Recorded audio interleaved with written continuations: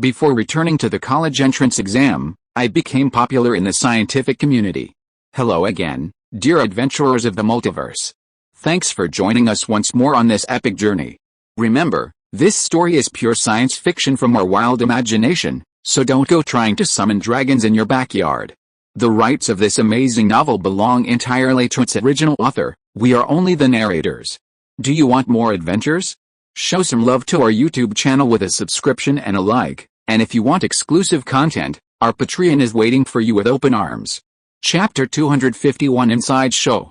Mr. Wu, do you think you could give Zhang Jin another interview opportunity? Ruan Chengsu addressed Wu Tong with a respectful title, speaking from a business perspective. Giving him a chance also gave their team the opportunity to recruit talent. Sure, Brother Su, please schedule a time with him. Let's set the location at my office. Wu Tong raised his hand and checked the time.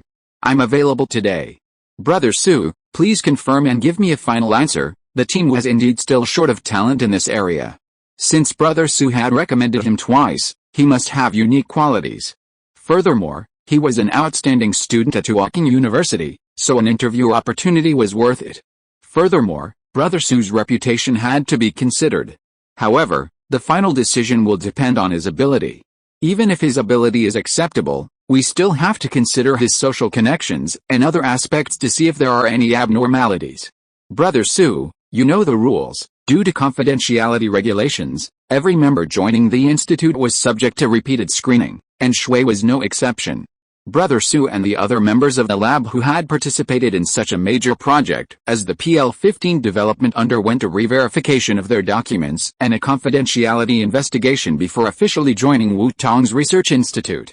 The core team members who had transferred from her teacher's research institute to hers went through the same process, re-signing confidentiality agreements and even undergoing new confidentiality training.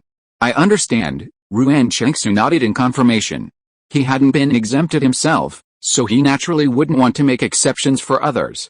He simply felt that talent was rare, and the other person's experience was truly heartbreaking, so he recommended him to Wu Tong again. This was the only thing he could do, the rest was up to Zhang Jin. I'll take him to the mathematics department office to see you at 3 p.m., Ruan Chengsu quickly set the time and, not wanting to waste Wu Tong's time, left to make arrangements. The faint spread of draft paper on Wu Tong's desk revealed his busy schedule. As for being busy, Ruan Chengsu must have misunderstood. Wu Tong's truly busy period had already passed. All she had to do now was organize and edit the documents into easily accessible documents and save them in a database. This was, in fact, the least important task for Wu Tong. She went to lunch first, and while Wu Tong was digesting her food, she had already gone to the School of Mathematics office, carrying her work laptop. It was already holiday time, and while there were still diligent students staying on campus, the place was still a bit sparser than usual. Since Dean Pen and Professor Zhou were both away, Wu Tong skipped the visits and went straight to the School of Mathematics office, where she currently spent the least time. She edited the deduction formulas, organizing and adding refined language, and slowly finished editing the progress she had derived from her insights in the morning. She clicked save, and Wu Tong's work came to a temporary end. She stood up and walked around the office, familiarizing herself with her office, which she didn't visit often. She saw the students from the School of Mathematics passing by from the window, and suddenly realized that she seemed to have left something unfinished. Starting from next semester, she will also have to arrange certain teaching tasks. Does she need to prepare lessons in advance? The school has arranged a course for her on number theory. Speaking of number theory, it is natural for her now. However, when it comes to explaining it to students, Wu Tong is really inexperienced and can't decide the extent. Teaching is a bit unfamiliar to Wu Tong. You can't tell students about Zhou's conjecture and the proof of Goldbach's conjecture. Doing these will only make students scold you. Wu Tong is very self-aware of this. I will go back to find Dean Pen to confirm the scope of the class, and I will find Teacher Zhou and Teacher Li to ask for their teaching experience. Wu Tong pondered for a moment and muttered to herself. She emphasized this matter in her mind. With a special salary from the school, she has to do practical things. Being perfunctory has never been something Wu Tong would do. Her principle has always been to give her all. Studying requires dedication, research requires dedication, and naturally, teaching requires dedication as well. Being worthy of oneself, Worthy of one's students, and worthy of knowledge, this is the standard. Wu Tong never considered being perfunctory. If you're going to do something, you have to do it seriously. Misleading students is a sin, and you can't do such a wicked thing. How to explain things thoroughly and clearly, in a way that's easy to understand, this is where Wu Tong needs to learn. Instead of just parroting what others say, she made a mysterious statement on stage about the students getting carsick. That's a waste of both their time. It's not likely many, but at most a few, even a very small number, will fall in love with math and make new progress because of her explanations. This is her greatest wish for happiness. She's not sure if she's a good lecturer, but she's certain she'll do her best. As she was planning, the time arrived around 3 o'clock. About 5 minutes early, there was a knock on the office door. Knowing someone was coming, Wu Tong hadn't completely locked it. So, looking up, she saw Ruan Chengsu, and the man next to him, who was a step away. He was a medium-sized young man wearing black-framed glasses, and looked a bit stiff and reserved. However, she felt a little nervous when she saw him, but her clear, bright eyes met his, and Wu Tong nodded inwardly. He was a reserved man, not very good at expressing himself. Perhaps it was his first interview, and with his future prospects still uncertain, it was only natural to feel nervous. In her memory, she had been in a similar situation when applying for a job. She could empathize. A flash of inspiration struck her, and Wu Tong stood to greet him. "Brother Su, Mr. Zhang, right? Please take a seat." Although Wu Tong's office wasn't often visited, the layout and cleanliness were regularly updated and cleaned daily. The layout was typical of Wu Tong's. Almost every one of his offices had a similar arrangement, with no significant difference in location, only size. Before she arrived, K. Yi and his team had already conducted a safety inspection and tidied up the office. And when she placed 2 glasses of water before the visitor, then silently returned to the adjacent office, which had an inner door. Professor Wu, Zhang Jin greeted him awkwardly.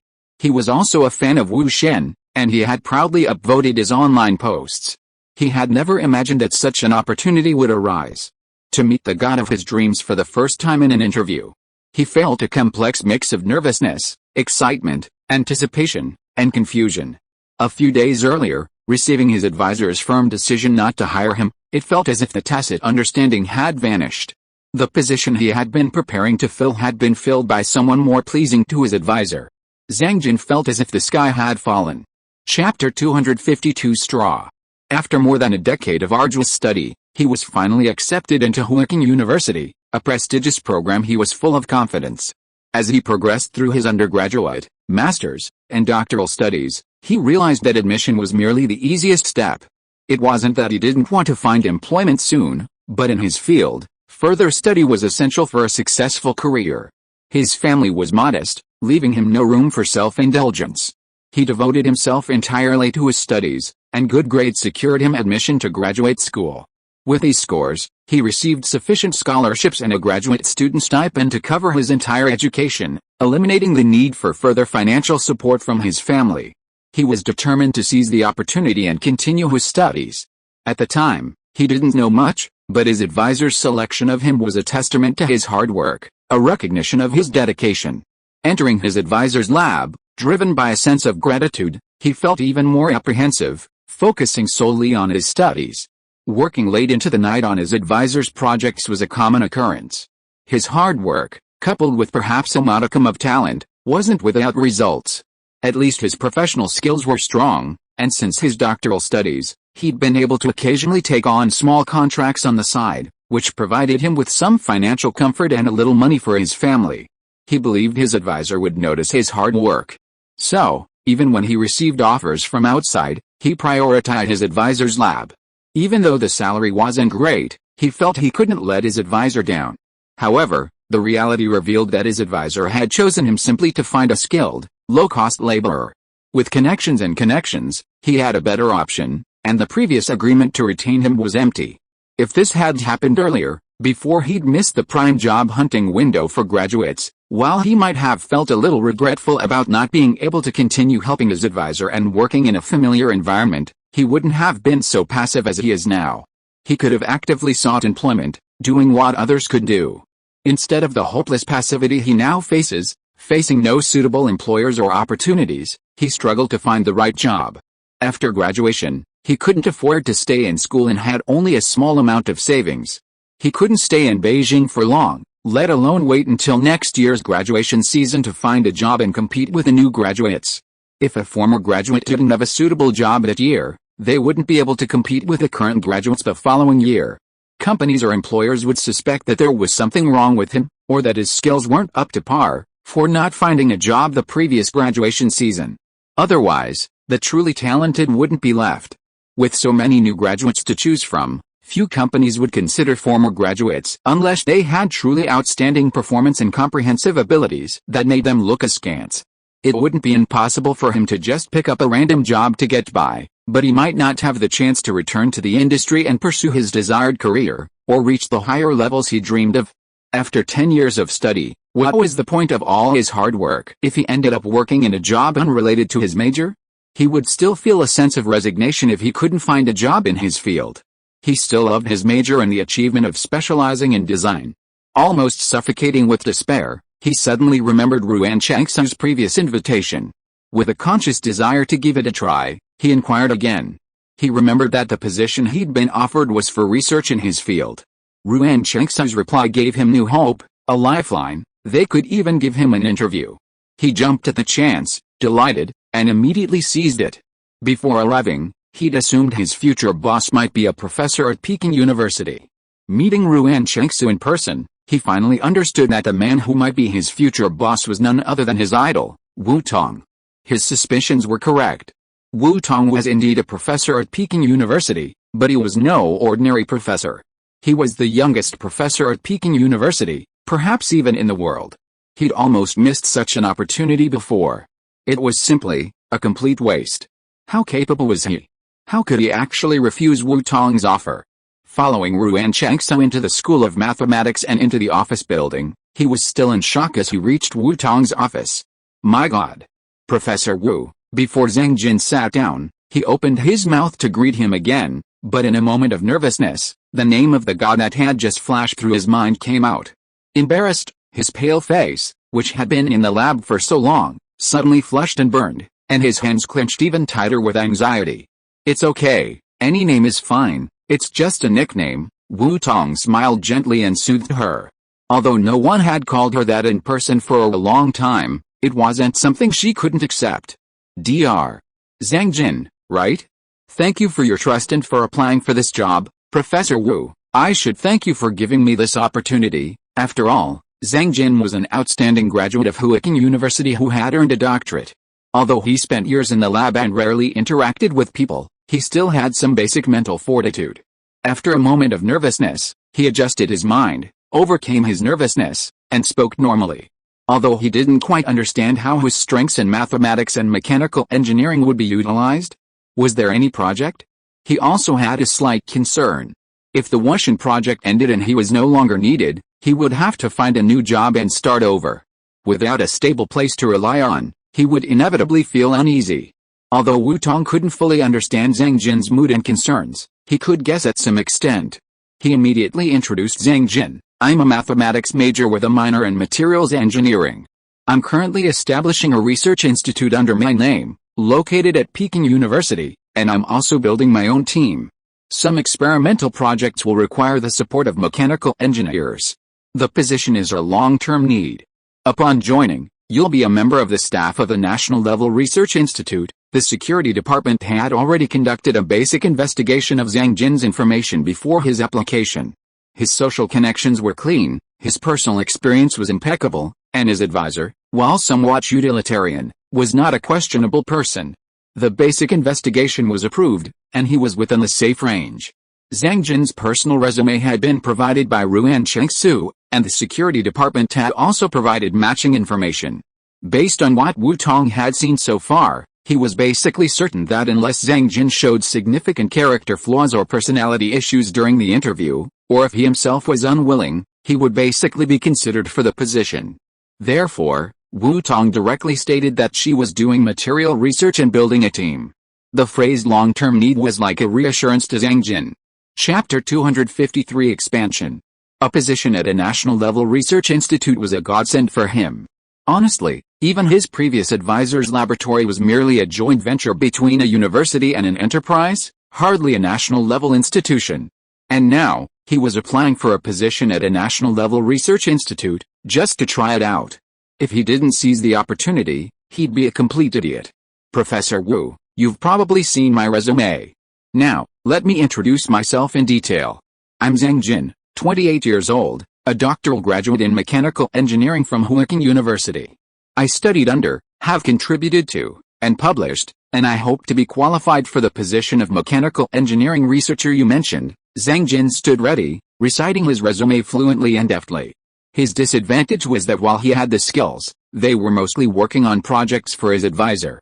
Even for his own research projects, his advisor was the lead developer, and the results belonged to his advisor's laboratory.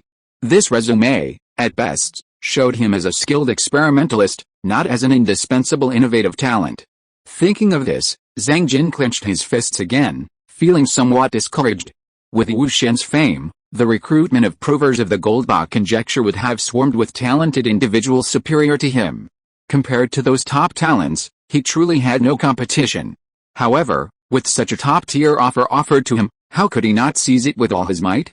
If he was rejected due to his incompetence, he would be disappointed, but he would continue to strive. However, if he was rejected due to lack of dedication, he would be courting disaster. Excellent, Dr. Zhang. Your expertise and abilities are a good match for our needs. Thank you for your time and participation. We will give you a final response in 3 days. Barring any unforeseen circumstances, we welcome you. Wu Tong confirmed the interview results, a pass. Zhang Jin's performance and demeanor were consistent with the application. These 3 days would also allow the security department to conduct further investigations. Barring any unforeseen circumstances, they would soon welcome their new member. Please prepare for work during these 3 days. Housing is provided upon joining. Starting salary: 12,000 plus, year-end bonus, and 30% patent bonus for individual R&D achievements. Wu Tong briefly outlined the team's current basic benefits. These 3 days also served as a time for Zhang Jin to confirm his acceptance. After all, the interview process was a two-way street. They interviewed Zhang Jin, and Zhang Jin could also choose them. They were a small, fledgling team, immature, and lacked adequate facilities. These were unavoidable shortcomings. I'll just wait and see, Zhang Jin confirmed swiftly. He had heard about the pre-employment social connection review and the requirements and difficulties of entering a national-level laboratory. Now that he had the opportunity, he naturally had no second thoughts. Wu Shen's generosity had effectively informed him that he was on the waiting list. He would make thorough preparations during these 3 days. With a sense of anticipation in mind, Zhang Jin felt a sudden sense of peace, a greater sense of confidence and composure. It wasn't that he was bad, it was simply that he wasn't a better choice for the teacher. This extraordinary encounter ignited a burning passion within Zhang Jin. He would gradually become an indispensable member of the team, not a dispensable, replaceable pawn. Ruan Chengsu escorted him out of the school, and Zhang Jin thanked him profusely, thanking him for his assistance and the opportunity to interview again. No need to be so polite. We'll all be colleagues from now on. Just focus on building the team together. Ruan Chengsu smiled and waved his hand, expressing deep anticipation. As he got to know Zhang Jin better, he could sense that he was a serious and reserved person, not a restless or disruptive one. He hoped he had recommended talent to the team, not a troublemaker. Of course, a troublemaker wouldn't pass the vetting and interview process. When Ruan Chengsu returned to the office, Wu Tong was planning another question. What do you think of Zhang Jin? Often, one's first impression of a person is a very accurate assessment. He's a very down-to-earth person, a typical techie. Brother Su, you have a keen eye. Without a doubt, they would have another strong addition. This was how the team slowly expanded. I just mentioned the housing allowance, and I can't help but realize a problem. As the team expands, housing will become a real problem for everyone. The difficulty of management is evident in every detail. In the future, housing prices in Shengjing will only continue to rise, and the pressures of living there will only intensify. They're just a few people now, which is fine, but staying at the University of Beijing isn't a long-term solution. They need their own home base. Indeed, we're doing important research, and scattered housing isn't conducive to confidentiality. It's best to have centralized accommodation close to home, Ruan Chengsu still has some basic sensitivity. He's currently striving to become a senior researcher at the institute and a team management assistant. He immediately understood Wu Tong's thinking and grasped the key points of this matter. After all, many researchers are at least his age, or even older. This means many may not be single, and it's possible they'll eventually have families. Housing, children's education, these will become hidden dangers that plague team members and prevent them from focusing on their research. Since they've already anticipated this problem, they must prepare for it and address it fundamentally. Borrow a dormitory from the school, saving as much as possible would be the most convenient option, since the lab was on campus. Ruan Chengsu's first instinct was to negotiate with the school. It's not good to keep burdening the school.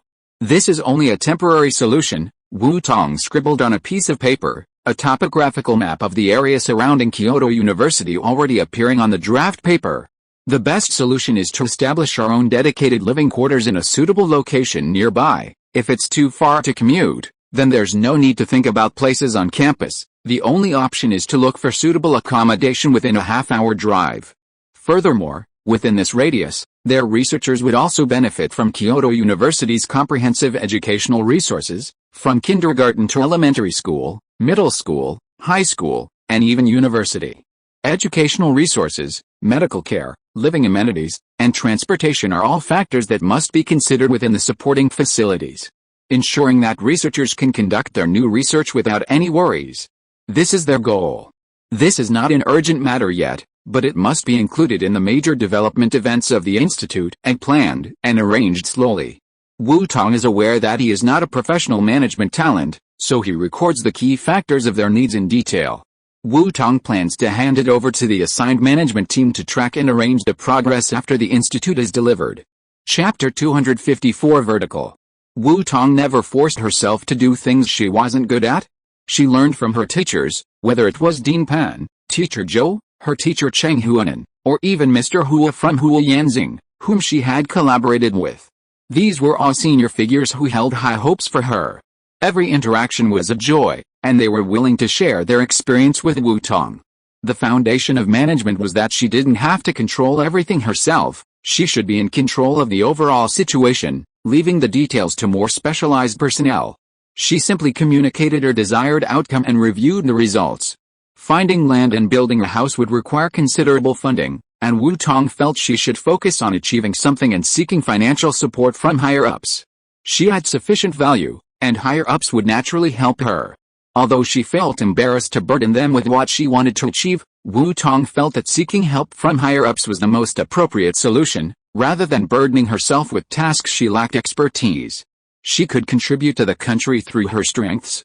Furthermore, in the second half of the year or by the end of the year, her Zhonggyun Group's dividends, if substantial, could serve as startup capital, eliminating the need to rely solely on support from higher-ups, which would burden them with unnecessary burdens. Having determined her focus, Wu Tong continued to pursue new research.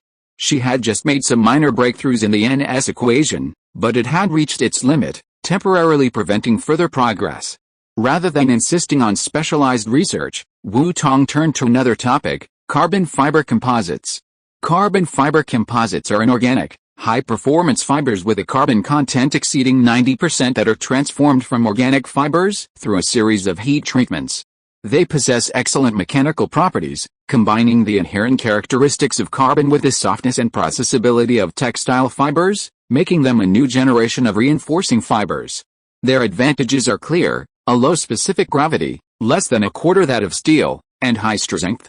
Carbon fiber resin composites typically have a tensile strength exceeding 3,500 MPa, 7 to 9 times that of steel, and a tensile modulus of elasticity, ranging from 23,000 to 43,000 MPa, also exceeding that of steel.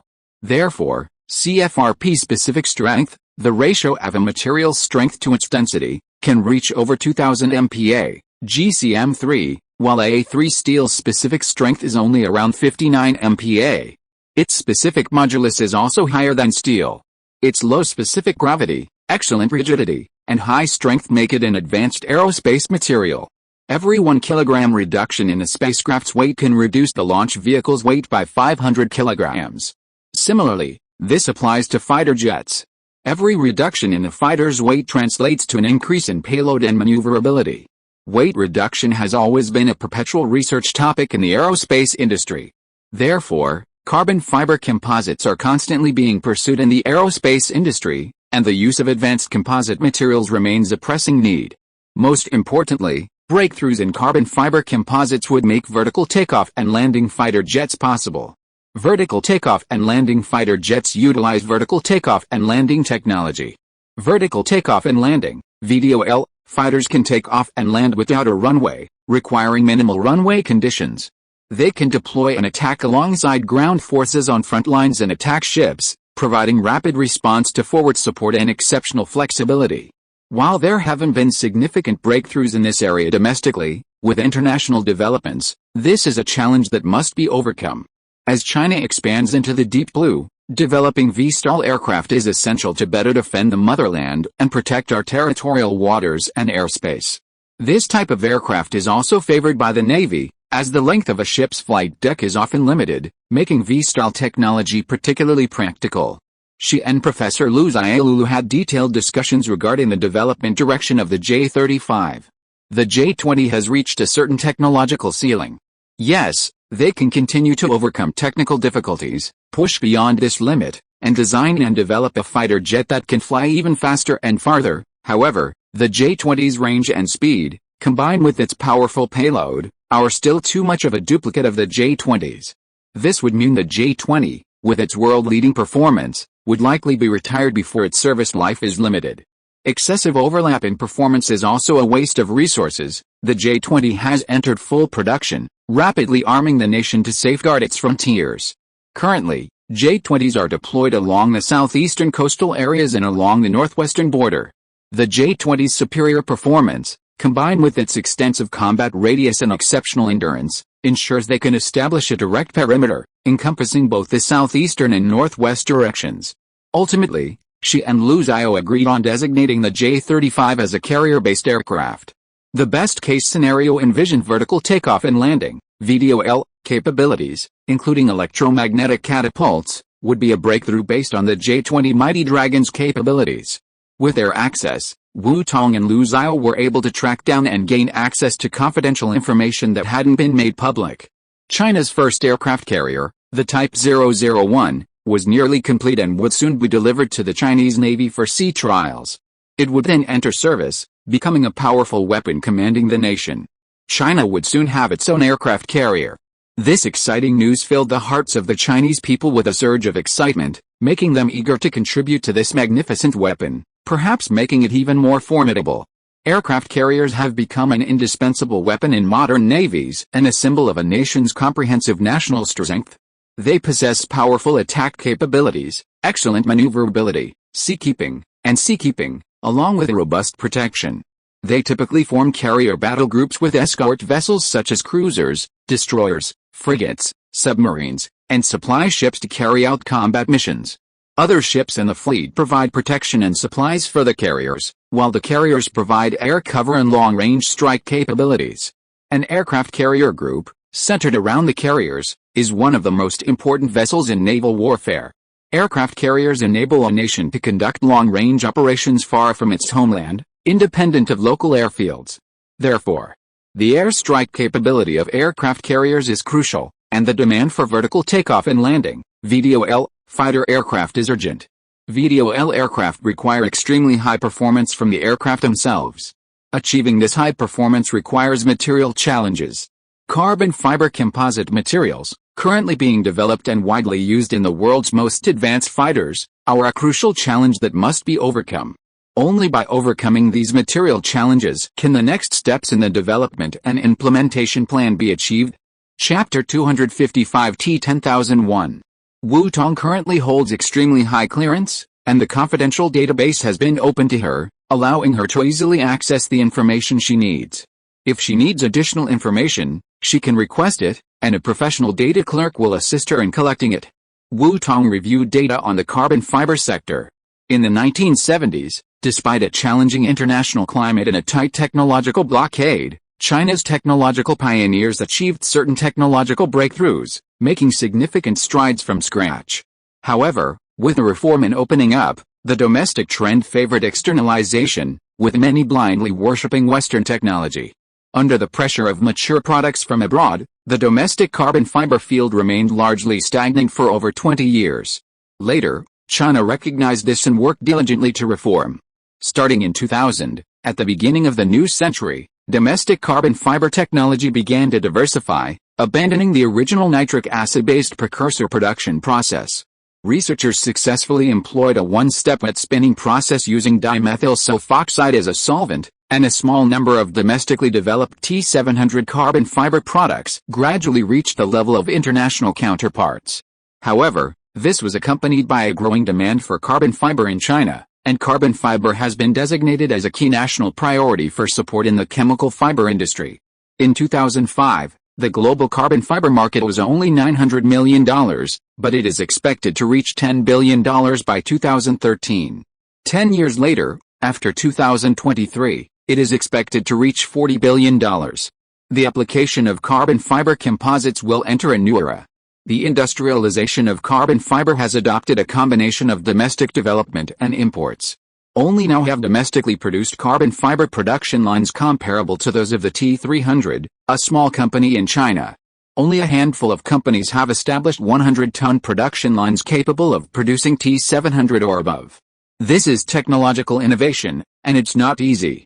While T700 carbon fiber material may meet general domestic commercial needs or some non-critical requirements, its performance must be further enhanced for use in fighter jets and achieving higher maneuverability. The current T700 and the recently developed 3K process are clearly insufficient.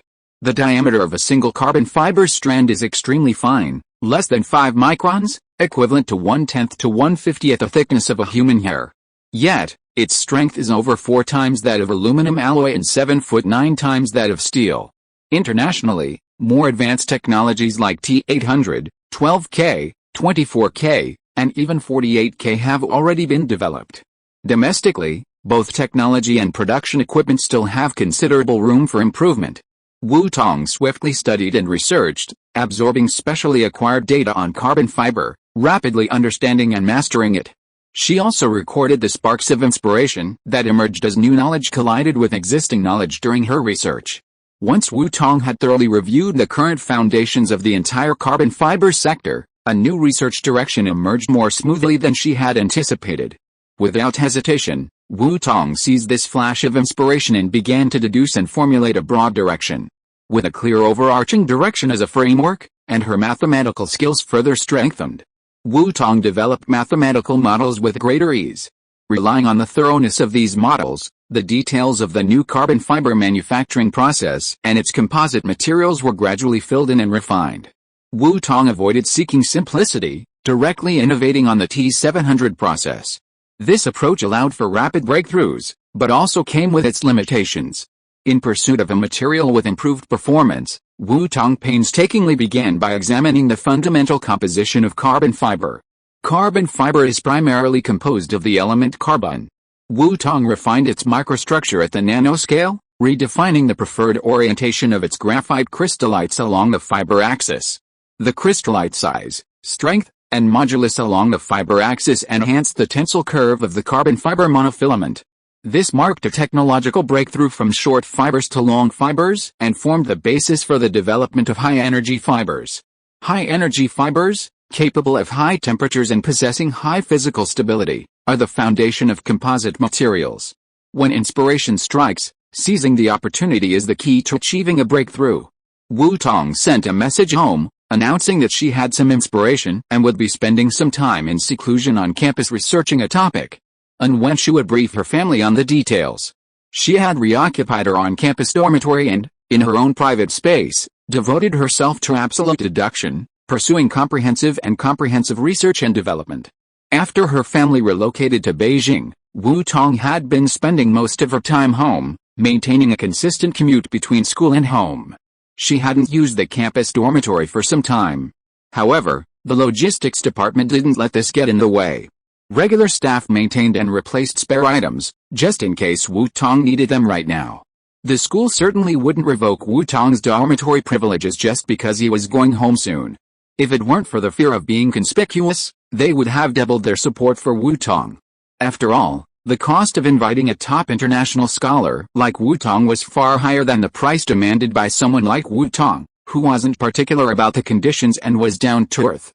After designing the high-energy carbon fiber material, Wu Tong further deduced the best binder for carbon fiber composites, epoxy resin, and based on this, he developed a strong epoxy resin material. He then determined the optimal ratio of these two materials, achieving superior strength and modulus performance, and also employed ultra-high-performance fiber plying technology. Wu Tong's deductions overcame each obstacle, ultimately leading to the creation of a super-energy carbon fiber composite material, named T10001, which boasted a strength of 48 K. This super-composite carbon fiber material is expected to have exceptional mechanical properties.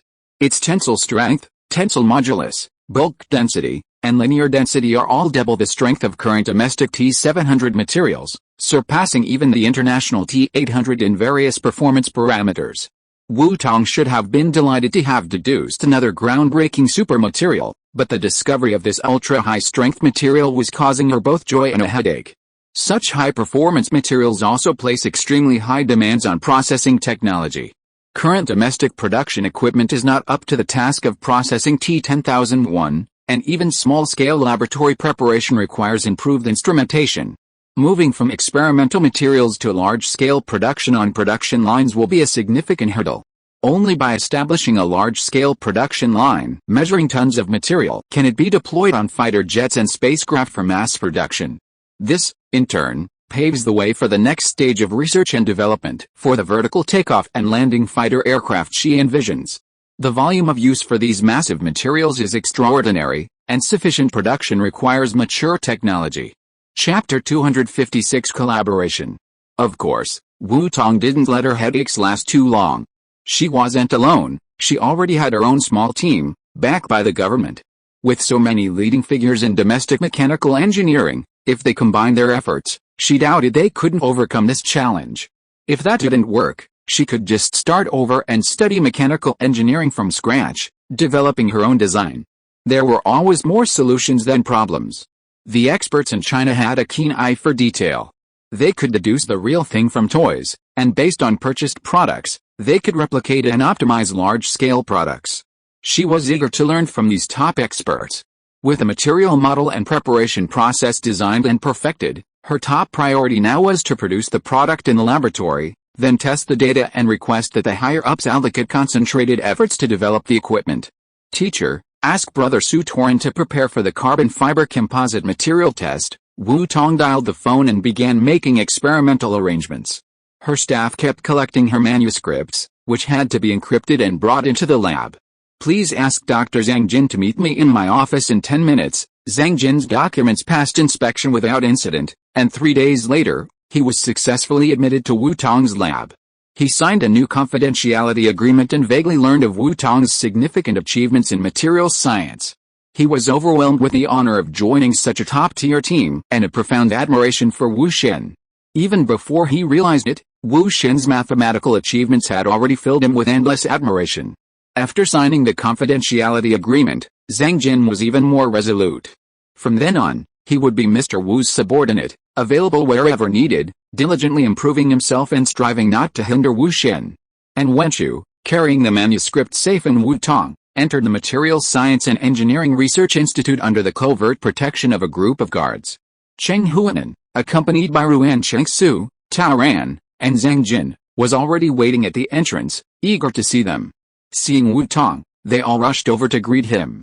Wu Tong, any breakthroughs? Wu Tong had told him that his immediate goal was to master carbon fiber composite materials. Within 2 days of this, Wu Tong had entered a state of seclusion. Wu Tong's retreat, in the eyes of those in the truly top-tier research community who knew his abilities, was a truly groundbreaking achievement.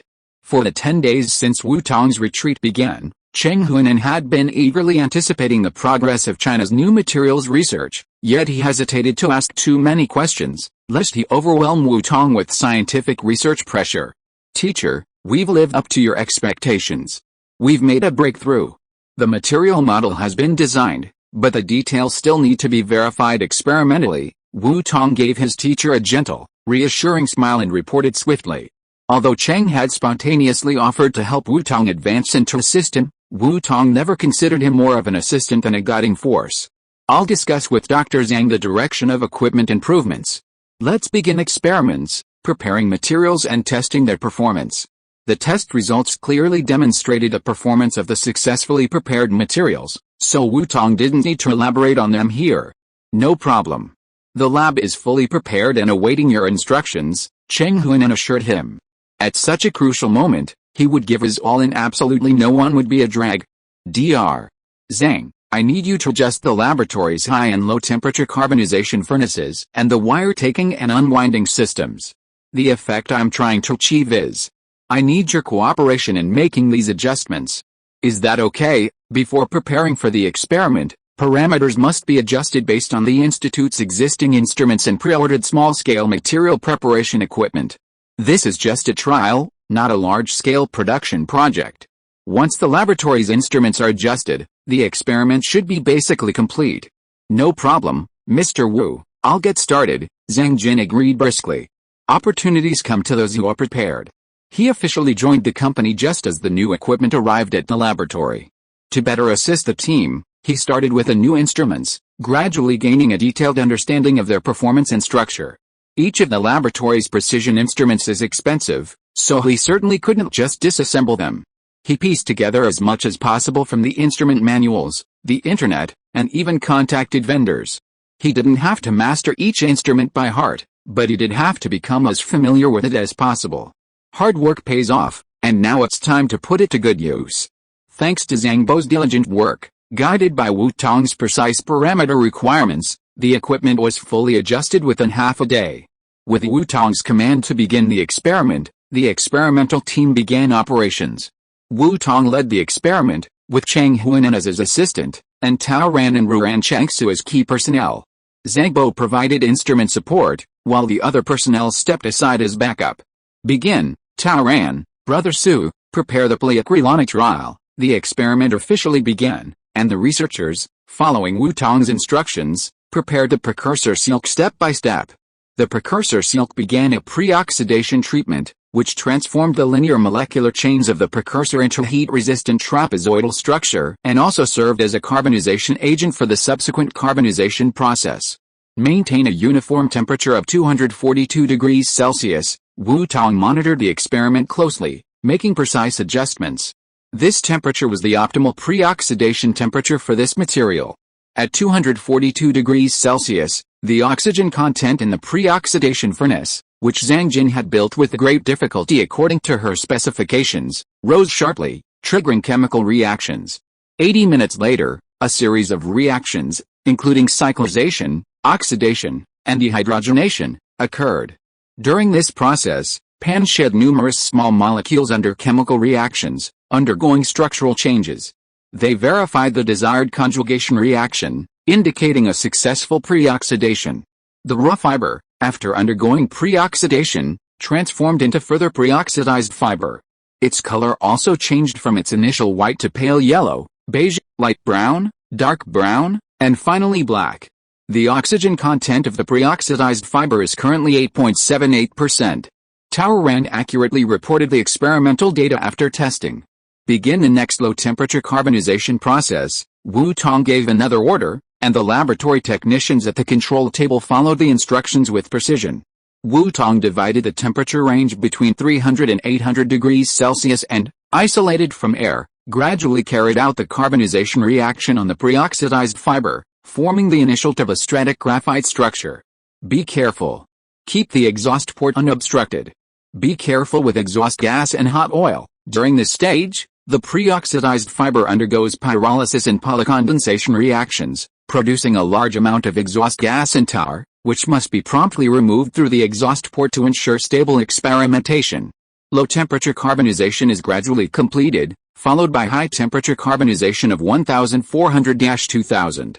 The balanced temperature control will be maintained at around 1800, and a chaotic graphite structure will be formed. At this time, the molecular structure has undergone the changes she expected. If you are listening to this novel on a channel other than Fanfic World, it means it was downloaded and re-uploaded without effort. We warmly invite you to visit our channel, Fanfic World. There you will find the original version of this story and many other novels of various genres. We look forward to seeing you dive into a world of incredible novels. Chapter 257 is released. Apply, stretching force. Wu Tong once again specified a force parameter, aiming to achieve the desired degree of orientation. With Wu Tong as the absolute core, the team collaborated and, after repeated adjustments, the core researchers at the control table had mastered the task of coordinating with her like an arm and a finger. Following Wu Tong's instructions or operating under his control, the experiment continued step by step. Anodic oxidation and pulsed current treatment were performed to improve the surface contact. While gradually heating to 50 degrees Celsius, the carbon filaments were washed by dipping in water in preparation for sizing. Further sizing then followed, forming a protective film on the surface. Carbon filaments are a brittle material, and sizing alters their surface properties, increasing their wear resistance, allowing for better bundling, and enhancing stability, a key factor in achieving the exceptional strength of carbon fiber. Tao Ran and Ruan Chengsu, who would be using the sizing agent, synthesized the required strong oxygen resin under Wu Tong's command while awaiting the pre-oxidation and carbonization processes. Wu Tong further verified the test data and matched it with the reinforcement material she had deduced. Progress was smooth, and the lab atmosphere was rigorous yet exhilarating. The prep-reg process began. Cheng Huinan monitored the operation, providing assistance and ensuring the precision of the prep-reg. The preparation of carbon fiber prep-reg is a critical step in the production of carbon fiber products, impacting the performance and quality. The amount of prep-reg used and the degree of impregnation require meticulous control. At this point in the experiment, over 70% of the process had already been completed, and no room for error was allowed. Keep it cold, pre-oxidation treatment, high and low temperature carbonization, and the interplay of chemical reactions were almost dazzling. Finally, after a series of yarn reeling and unreeling, they produced a 48K large strand carbon fiber material. Holding it in their hands, the extremely light, thin feel and weight captivated the lab members, each gazing intently at the material they had prepared under the guidance of Mr. Wu. Although they hadn't yet installed the testing equipment, they all had long experience working with materials science, at least 10 years between their initial training and now. Visual inspection was, in fact, one of the key factors in determining the quality of a material. Mr. Wu, have we succeeded? Tao Ran's voice trembled as he took a step back before speaking. Even though he knew the material was so strong that even if everyone present stretched it simultaneously, they wouldn't be able to tear it apart, the cautiousness surrounding this new material compelled him to act with an involuntary action. The preparation is successful. Let's go to the testing room and test the equipment for the specific parameters. Wu Tong couldn't easily determine the material's parameters before the test results were in. Her deductions were based on a variety of favorable conditions. Throughout the entire experimental process, they had strived to achieve maximum precision and stability. As for the performance, it all depended on the material itself. She estimated it would be above 6,000, but whether or not they could achieve that would depend on whether the material they had prepared lived up to expectations. The first mechanical test was essentially a tensile strength test. The material was secured to the equipment, and the tensile machine began operating. The data on the display screen soared and leaped rapidly, effortlessly surpassing the 1000 MPa mark. Just getting started, it had already surpassed many alloy materials. The data didn't stop. In the blink of an eye, it had already surpassed the 2000 MPa mark. This is indeed the carbon fiber composite material hailed by the world. In just a moment, it had surpassed the T4 titanium aluminum alloy they had previously hailed as a groundbreaking aviation material, also produced by Wu Tong. Of course, the two materials have different properties, so there's no need to compare them. Even metal alloys have their own strengths that carbon fiber cannot replace. The 3000 MPa and 4000 MPa marks were also surpassed amidst the crowd's increasingly expectant gazes. At this point, the data had already caught up with similar carbon fiber materials worldwide. The 5000 MPa mark was once again surpassed, marking an internationally advanced level. The carbon fiber composite material they had produced had reached internationally advanced levels, surpassing all similar products currently available in China.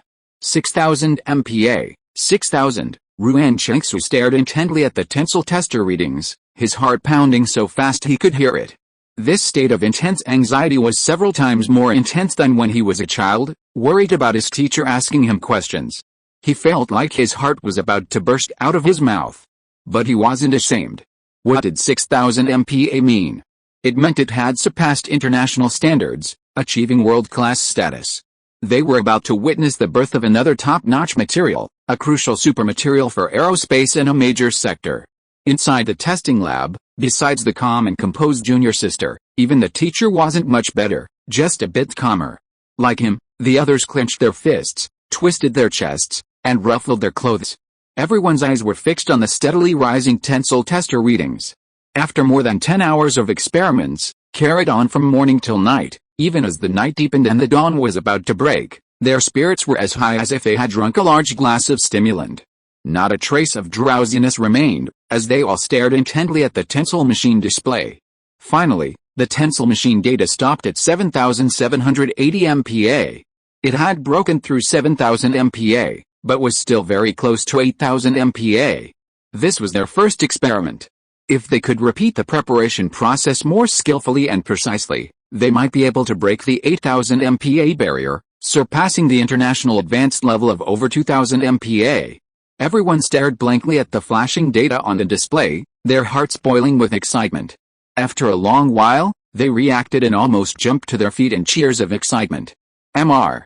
Wu, Mr. Wu, 7,780 MPa, 7,780 MPa. Almost 8,000 MPa. We did it. We've broken the world's leading level. Our carbon fiber composite material is top-notch. One after another, suppressed yet restrained voices echoed in succession. Ruan Chengsu and Tao Ran took the lead, looking at Wu Tong. Wasn't this data already within Mr. Wu's expectations? Mr. Wu, they were truly a god. Mr. Wu, Mr. Wu, you're the best, you're the most amazing, you guys are also great, and amazing, Wu Tong and the others. After their excitement had calmed down a bit, smiled and praised. I had estimated it would break 6, and touch 7,000. It's thanks to your concerted efforts, and thanks to the experienced teacher who supervised it, that we achieved this transcendent data. Let's move on to the next tensile modulus test. Chapter 258, Gathering Thoughts. The tensile modulus of 464 GPa was another groundbreaking statistic. The elongation was 3.2%, and the thermal expansion coefficient, specific heat capacity, thermal conductivity, and resistivity, each result yielded equally impressive results, exhilarating the group with each test. These figures all demonstrated that the carbon fiber composite material developed by Mr. Wu surpassed international standards, demonstrating the creation of another supermaterial. Furthermore, this breakthrough in carbon fiber composites was crucial for aerospace and other fields. They had taken another major leap forward in the field of carbon fiber and composite materials, moving from a relatively weak position to a truly internationally advanced state. The data is promising, but how will we put it into production? The large-scale equipment is a challenge. Wu Tong was delighted to see the successful material development confirmed by the experimental results. After a full 2 weeks of hard work, they had finally achieved a breakthrough in carbon fiber, which was a positive development. The only problem was production, as China lacked the extensive domestic experience they had with metal materials. Basically, the core issues are the pre-oxidation furnace, the high and low temperature carbonization furnace, and the payoff and take-up system. For this generation, Wu Tong, you don't need to worry. Just nail the most crucial material development and preparation processes. If the remaining production equipment issues can't be handled domestically, the academicians of the Academy of Engineering and those top scholars in mechanical engineering will be embarrassed. Cheng Huinan waved his hand, clearly outlining the task, not wanting to burden his young apprentice with more. Wu Tong has already accomplished so many projects since the beginning of the year. 3 months ago, the PL-15 air-to-air missile unveiled a series of breakthrough technologies, and the missile field is still reaping the benefits of these improvements. The proof of the Goldbach conjecture in March shocked both China and abroad.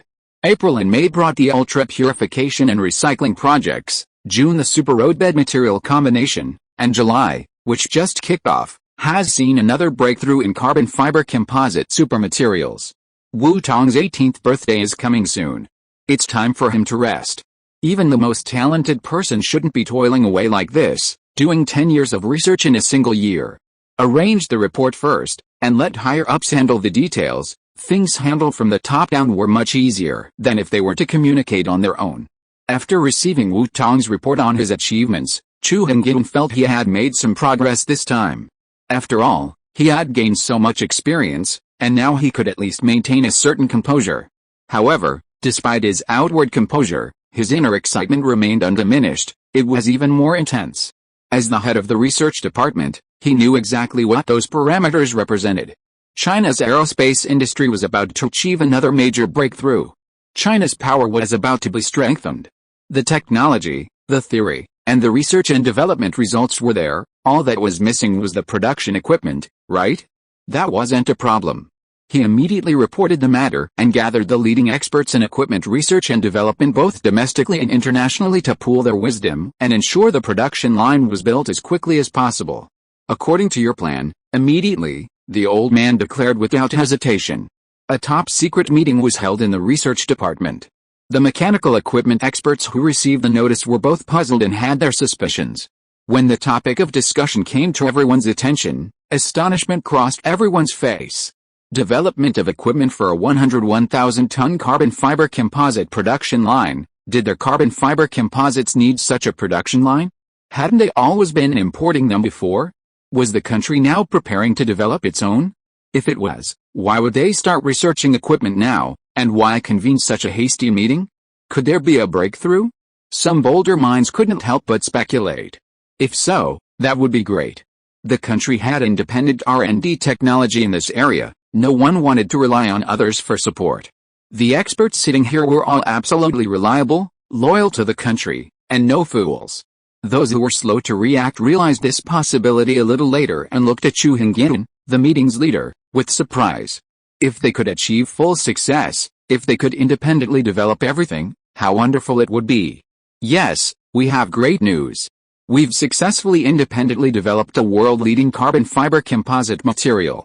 The manufacturing process is now complete, and all we need is the equipment. We need everyone here to pool their wisdom and overcome this hurdle, allowing us to achieve complete self-sufficiency in carbon fiber composite materials. Chu Hengin didn't hold back, confirming the good news and announcing the conference's theme. Independent research and development takes time. Can we try importing a mature production line? Some experts also offered a second suggestion. It wasn't that they weren't willing to develop. But if the country truly desperately needed immediate production, importing a mature production line would be the most convenient option. That would be too costly. We're being boxed in, blocked, and restricted right now. International businesses won't be so willing to let us import production lines. There were suggestions, and naturally, there were also objections, clearly driven by personal experience. Forget it. It's just equipment, isn't it? We have the basic technology. Let's work together. If they can do it, we can too. We absolutely can't lag behind. Some, impatient, got straight to the point. Why all the fancy talk? It's better to just roll up your sleeves and get to work. Mechanical people like them need to be hardworking and willing to work to handle wrenches and machines, right? There's no point in sitting around dawdling. Introduction is one approach, but we still have to be fully prepared. Only what we master is ours. Chu Hengin spoke at the right moment, guiding the meeting.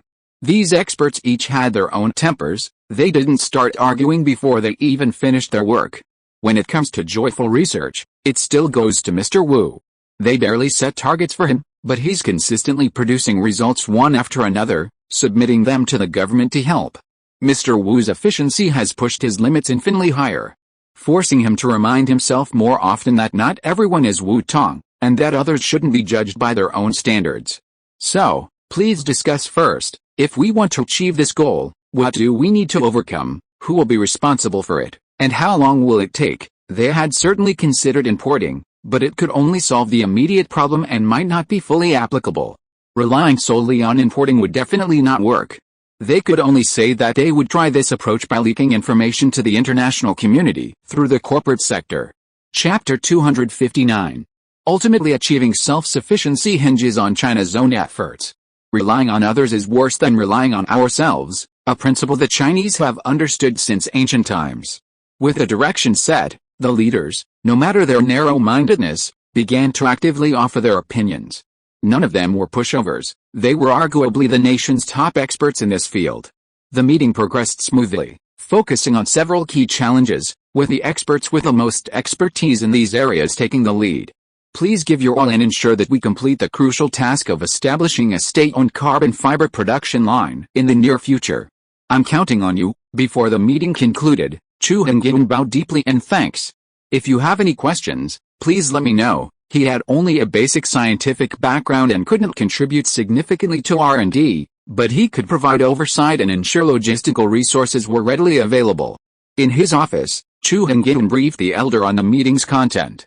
The old man nodded and asked another question. "Has our President Wu barely had a break since joining Peking University last year? He's still working on projects at the base during the Lunar New Year holiday?" "Yes," Chu Hengin nodded earnestly.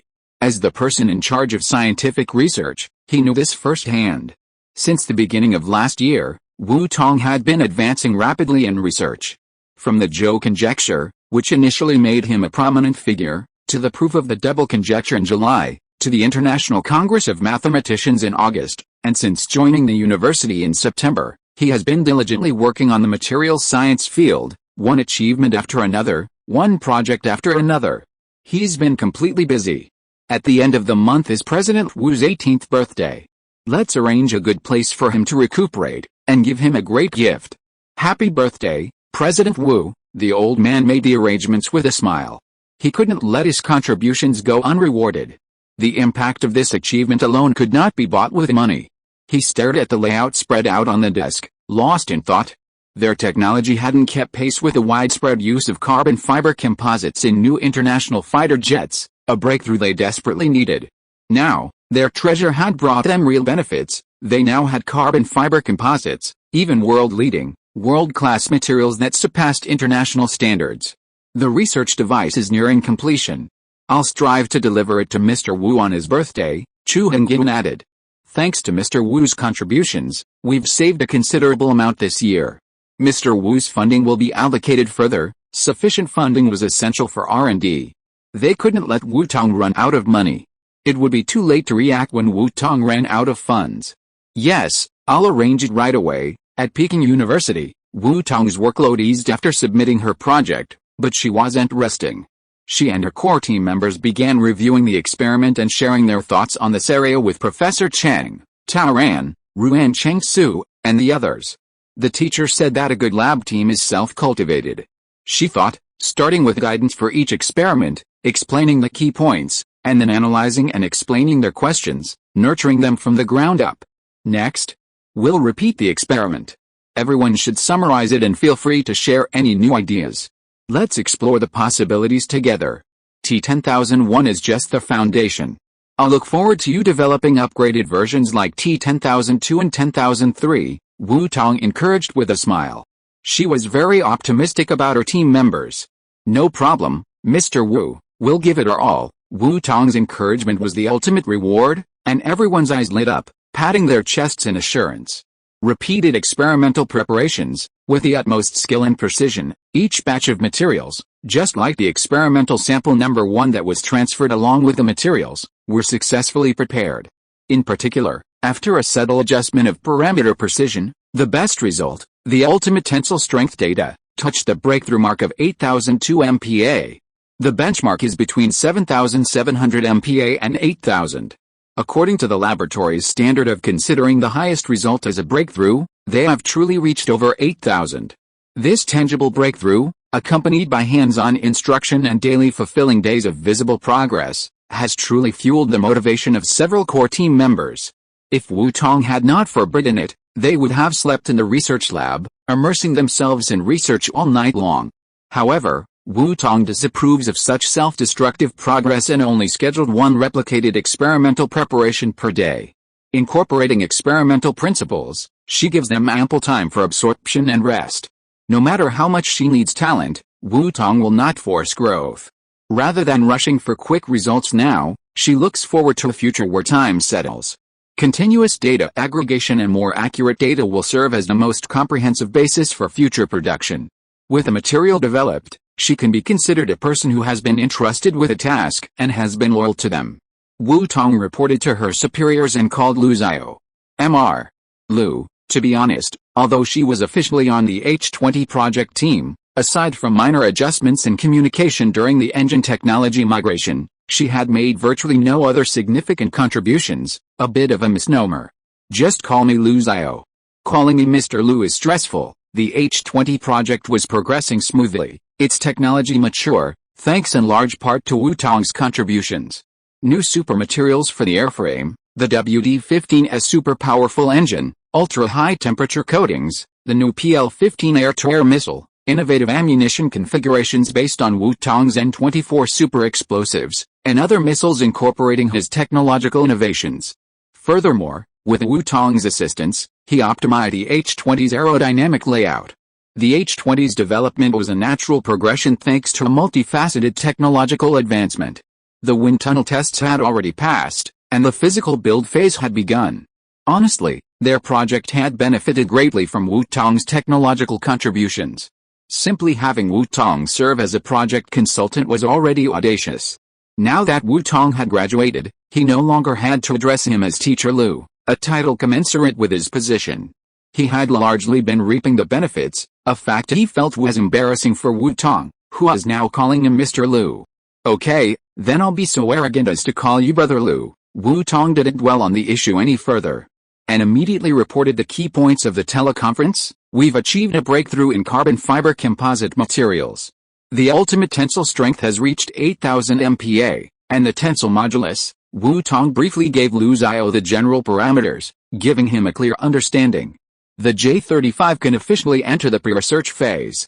Chapter 260 please. Wu Tong, thank you. Lu Xiao, on the other end, was silent for a long moment, barely suppressing the surge of excitement that surged in his heart at hearing about this crucial breakthrough in carbon fiber composite materials. His voice was a husky, restrained emotion. All his gratitude melted into this single word of thanks. At this moment, those two words were the only ones he wanted to blurt out immediately. He had previously discussed the J-35 concept with Wu Tong, but he hadn't expected Wu Tong to overcome such a challenge so quickly. Although production would take some time, his design wasn't yet complete, the H-20 hadn't been finalized, and the J-35 project hadn't even been officially launched. The superb performance parameters resonated in his mind for a long time. With the support of such transcendent materials, he could truly devote all his energy to pursuing the ultimate in maneuverability currently achievable, to creating a fighter jet that surpassed international standards. That's what I should do, Wu Tong smiled softly. For her, a research breakthrough was already a great achievement, and contributing to the advancement of domestic scientific research was even better. I'll begin refining the J-35 design layout right now. Wu Tong, give me some time, and I'll leave the final results to you for your review, Lu Xiao promised firmly. Wu Tong had laid such a solid foundation, he wouldn't let the organization lag behind. The J-35 was the project he first championed, so he naturally wasn't unprepared. He had a vague idea of the J-35 even while navigating the H-20's technological integration and even during its development. It wasn't until the J-20's successful test flight and rollout into service that he could devote more energy to refining the design. The success of the H-20 project freed him up to focus on the J-35's aerodynamic layout, aircraft design, and the finalized blueprints. Now, with Wu Tong's breakthrough in new materials, his previous designs were no longer acceptable. Such a superior material must be matched only by the best aircraft aerodynamic layout. No fighter jet designer would tolerate wasting its high performance. It's always the case that the material can't keep up with the design, and the design must be compromised by the material. Wu Tong had clearly created a super high-performance platform for his design, allowing him to do whatever he wanted. Although this meant practically overhauling and rebuilding his initial design, Lu Xiao was still filled with joy. Who would settle for the current level when they could achieve a better design? The feeling of being free to do what he wanted was incredibly good. Okay, I'll focus on the engine soon to see if I can upgrade the WS-15S, to maximize the J-35 super maneuverability. A high-quality engine was essential. The WS-15S, which gave the Wheelong and continued to extend the H-20's 20,000-kilometer range, with its powerful power, might not be enough for the J-35. So, Wu Tong added another R&D project to her area of expertise. The ultrafiltration essence project was already complete, as was the carbon fiber composite material project. Her only remaining projects were the NS equations, which she still needed to delve into, and the new energy battery project, which she was still learning about but hadn't yet fully embarked on. Adding another engine project didn't seem like too much pressure for her. The WS-15S was only near perfect based on her initial deductions. Now, after another year of study and reflection, Wu Tong felt she could attempt further deductions, reaching a final upgrade concept and providing a powerful engine for the J-35, which was still in pre-research. General Manager Yang Wei should also be working on this. I'll ask him about it soon. If he's making any progress, I won't have to add to the story. After all, the WS-15 itself was a project over there, and all the information she knew and learned was the result of their painstaking research. If she was interested in researching this area, she had to inform General Manager Yang in advance. She couldn't just take advantage of it without asking. General Manager Yang can only say that he's fully understood the WS-15's optimization technology, but the upgrade direction hasn't been determined yet. Yang Wei was still in charge of the engine section of the H-20 project team, and Lu Xiao was aware of the progress. The WS-15's optimization technology has already reached near perfection. Pushing further is incredibly difficult. Let's face the challenge head-on. Without a breakthrough in engine development, achieving vertical takeoff and landing while maintaining a large combat radius with super maneuverability requires a powerful engine. The WS-15S isn't a perfect match, although the J-35 design wasn't yet complete. Wu Tong's mathematical skills, combined with the parameters of the T10001 carbon fiber composite material, made it easy to calculate the required thrust range. The WS-15S's promise of helping the J-35 reach perfection was a bit of a stretch. Okay, the engine's up to you, Wu Tong, Lu Xiao said solemnly again, the vague thought that had flashed through his mind becoming clearer. Wu Tong, with his lack of experience leading fighter aircraft development and his lack of expertise in specific areas, hadn't yet committed to being the overall head of the J-35. Perhaps another way could be found to allow him to lead the project. Although Wu Tong was nearly a generation younger than him, her talent was like the rising sun, radiant and limitless. He had no real problem working with her as the primary and him as the secondary. Let's encourage each other, let's work together to get the J-35 into service soon. Stay tuned.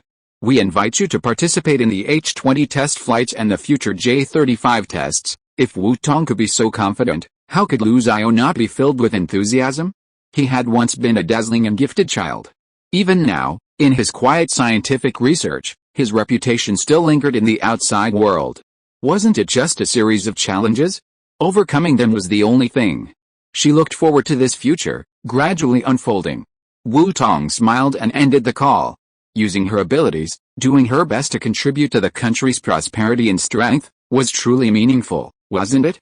She wrote down her third project, upgrading the engine.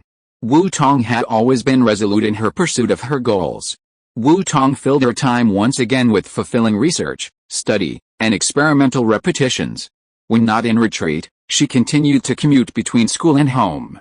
She was blessed with a family who revolved around her, and she never felt they were a burden.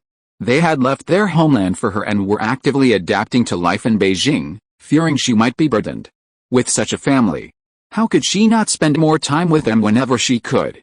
With her family so close at hand, it would be a complete dereliction of duty if she couldn't balance them. She'd been away from home for 10 days while she was in retreat, working on a breakthrough in materials. Even with Sister Anne's detailed instructions, everyone at home was still concerned. At school, she could immerse herself in research, being a professor to her colleagues, a leader to her team, and a project leader. But at home, she had one identity and only one, a child. Happy Mid-Autumn Festival and National Day. Chapter 261 Visitors. Yunun's layout separated pedestrians and vehicles. Wu Tong usually went home through the underground garage. Both entrances were manned by skilled security guards day and night. The entrance closest to Wu Tong's usual location was even more conveniently located next to a stationary special police vehicle. Wu Tong was lost in thought. If she wanted to build a more powerful fighter jet, she needed to quickly develop the NS equations. Using this as a foundation for an optimized aerodynamic layout would yield the most superior result. No one wanted to settle for a second-best option when the best one was available.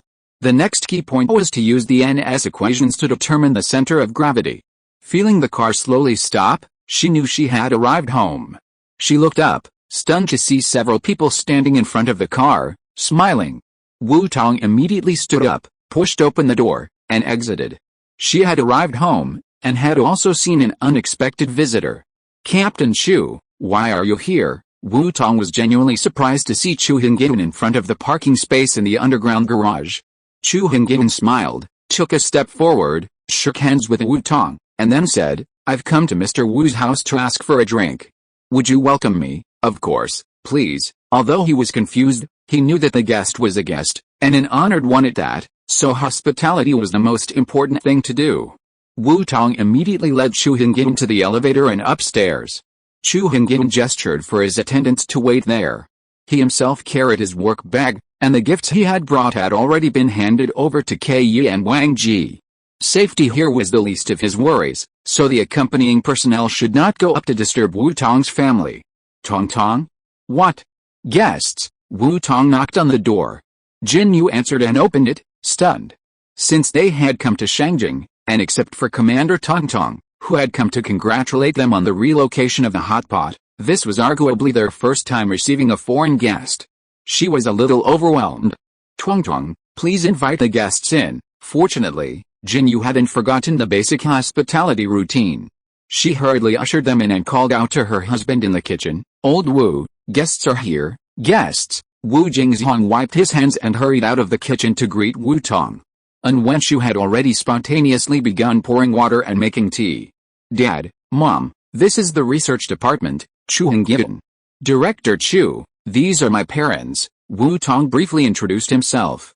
Director Chu must have read his family's information countless times, so there was no need to introduce his parents' names separately. Indeed, there was no need for introductions. Chu Hingyan spoke first, speaking with a warm smile. "Mr. Wu, Ms. Jin, sorry for the inconvenience of your sudden visit. I've always wanted to visit, and today I finally got my wish. If the timing hadn't been inappropriate, they should have come to the Wu family sooner." They were grateful for raising such an outstanding child like Wu Tong, a patriot who never backed down from his patriotic defense. If it was Wu Tong's talent, his innate ability, his achievements were due to his love of learning and research. However, Wu Tong's unwavering patriotism at this age must be attributed to his parents' inculcation. For this alone, the higher-ups are deeply grateful to these two remarkable parents. "You're welcome." As members of the system, Wu Jingzhong and Jin Yu were both somewhat sensitive. The title of minister wasn't something they could address casually. Realizing Chu Hingyan's position, the couple felt even more nervous. They were just ordinary people. How could they let him visit? "Please take a seat. Have some tea." "Have some tea," Wu Jingzhong greeted them. They had nothing to offer, so they could only try not to be rude. While the other party's high position was unexpected, they didn't have much to ask of him, a kind of selfless strength. So, after the initial surprise, they remained calm and warmly entertained. Chu Hingyan's visit didn't put him in a superior position. He came to see the Wu family with gratitude and humility. They shared the same understanding, and Chu Hingyan was adept at controlling the conversational atmosphere, so the atmosphere naturally remained strong. Wu Tong is an outstanding person. She has brought honor and support to the country. We should all be grateful for raising such an outstanding child. Chu Hingyan thanked her with a smile, then added, "Wu Tong's birthday is at the end of the month. What are your plans?" "We originally wanted to celebrate for her, but she doesn't want to be too extravagant. So, we've tentatively arranged a family dinner to celebrate her birthday." Jin Yu was stunned by such a detailed question, but she honestly shared her family's plans. They'd considered many ways to celebrate, but as Tong said, the greatest happiness was having her family by her side. Especially Xingxin, who would be back in a couple of days and stay until Tong's birthday was over. The whole family would be together for that day. Yes, family happiness is a blessing. Have you considered going out for fun? We've planned recuperation programs for Wu Tong, and there are quite a few options, such as Day, Namhae, Green Island, and other longevity villages. Wu Tong, take a look and see where you and your family like. You can't stay in school all the time. You need some relaxation. There was no reason for Wu Tong to compromise with security. Only thorough security would ensure Wu Tong's safety. Day? We can go there too. Wu Jingzhong was surprised. Everyone in the system had heard of the Day Sanatorium, but without a certain level of status, one couldn't even get in. He was just a small section chief, and he had never considered going there for recuperation. Then let's go today.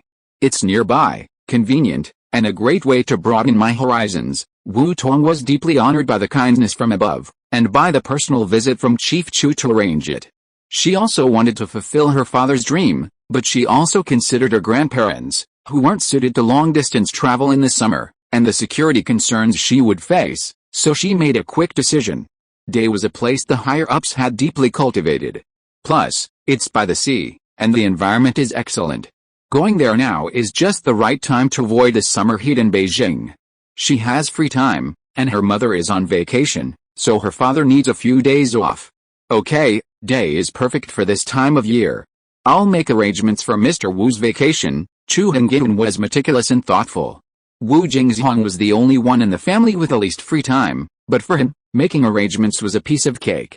Thank you, Chief Chu. If the department needs someone to stay behind on duty, just arrange for me. Wu Jingzhong naturally didn't want to miss the opportunity to travel with his daughter and her family, so he selflessly offered to stay. However, since he had already enjoyed his vacation in advance, Wu Jingzhong didn't shirk his responsibilities.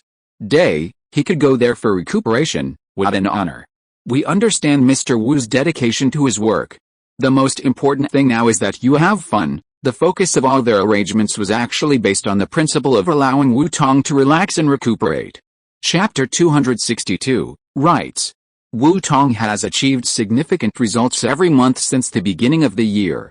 It's easy to imagine that even with Wu Tong's talent, the mental and emotional effort must be immense. It's even possible, and this is what they're worried about, that he might be overexerting himself without realizing it.